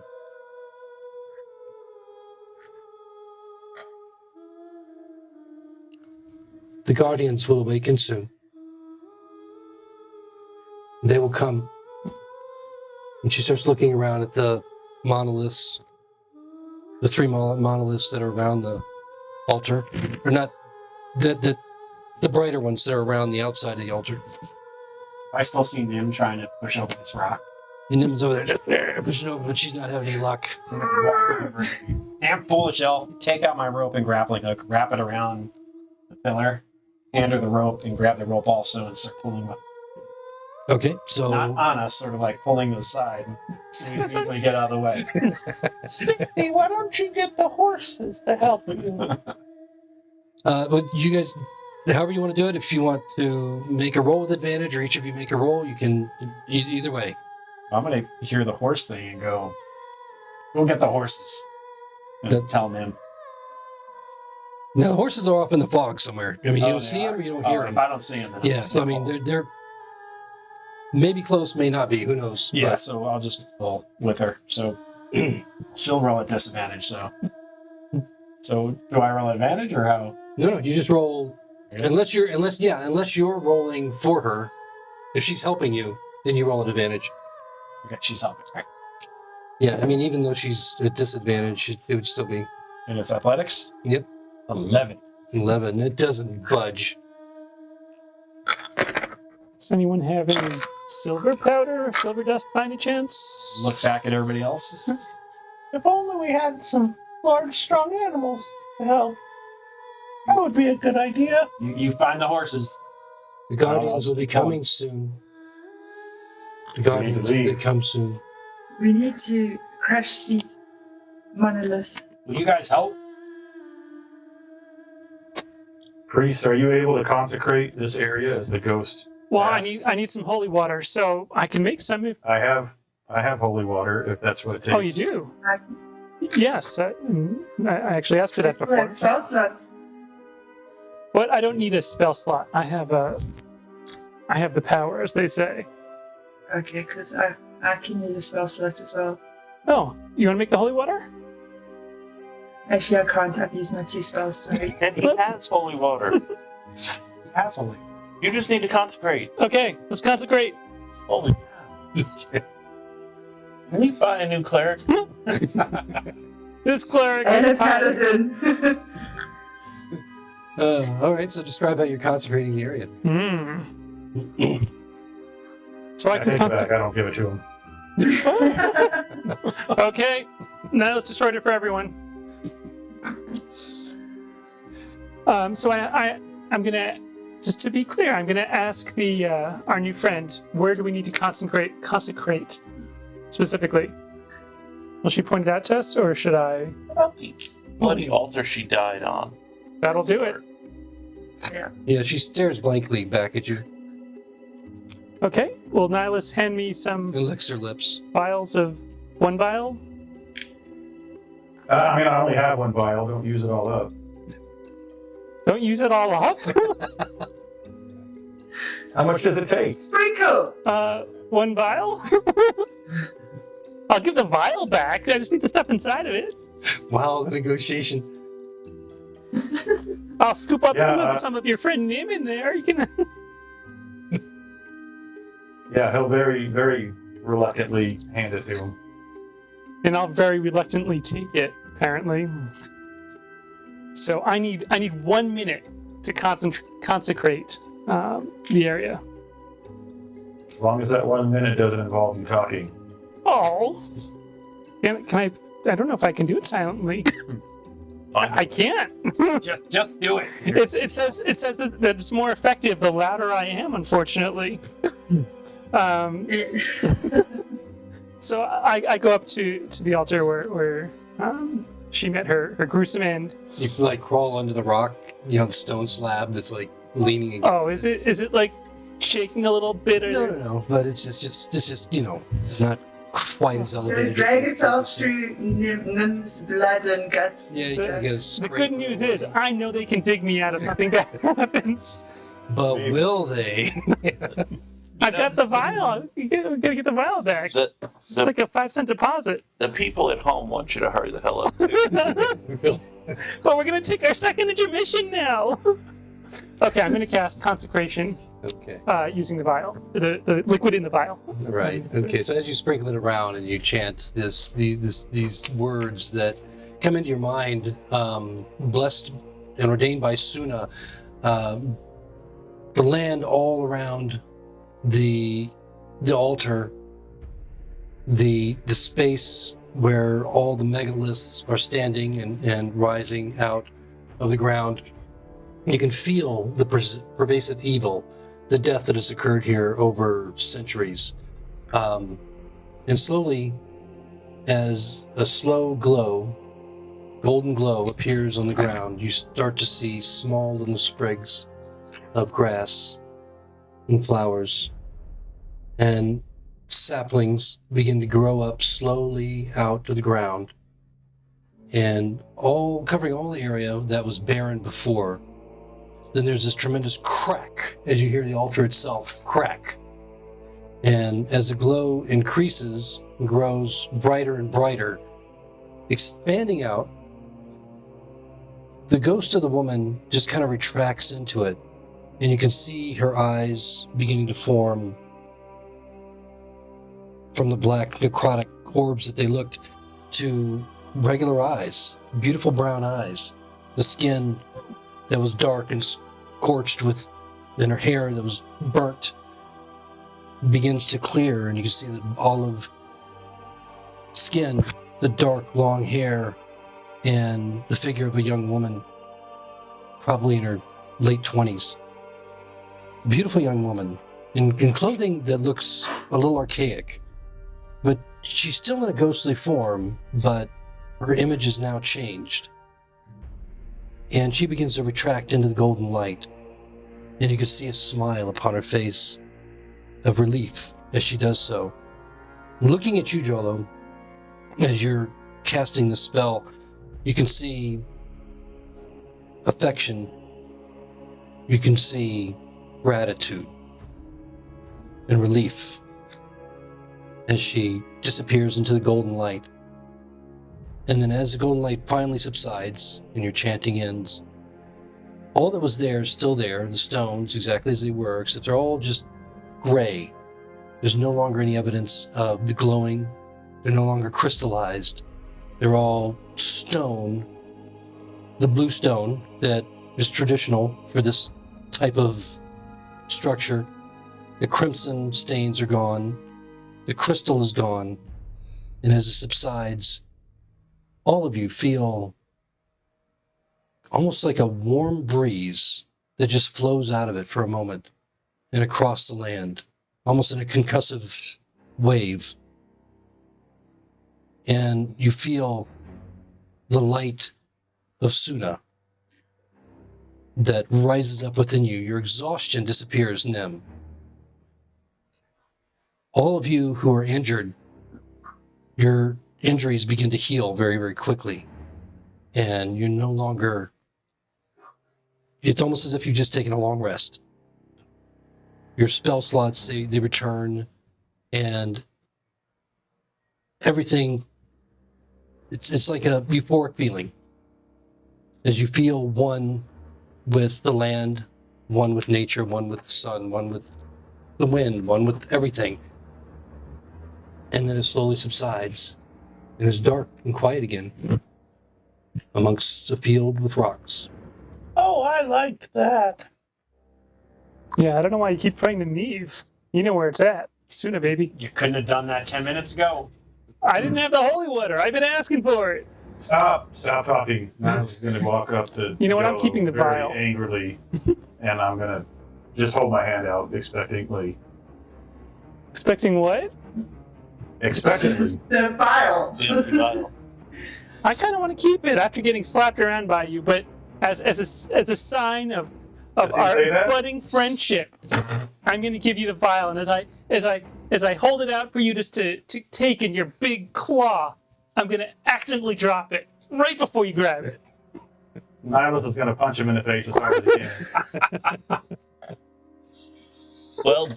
Well played, sir. Oh, and that's how we're going to do it tonight. Let's punch him Jolo in the face. That's a good ending. Make your attack roll. I want to know if you hit him.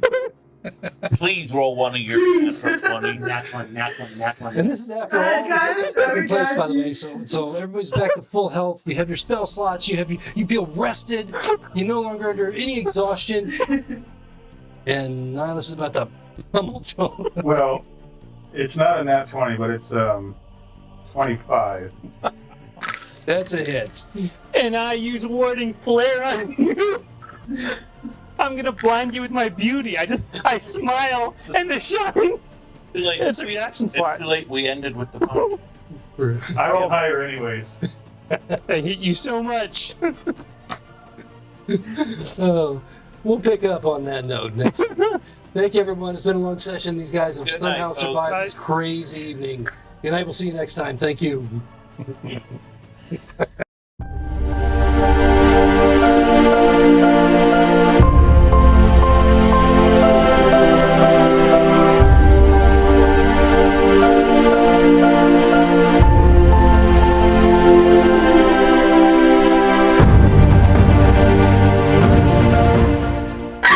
Got my weight.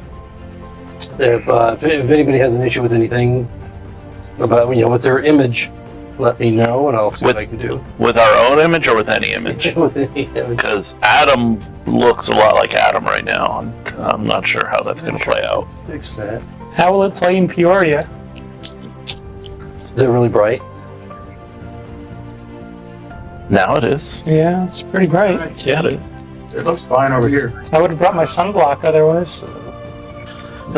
These dice sucked last week. The dice tower didn't help, so. You're going all emo. That was my thing. It's fine. I will always steal your ideas before you have them. I know. I've been talking about my replacement character being an emo for a while.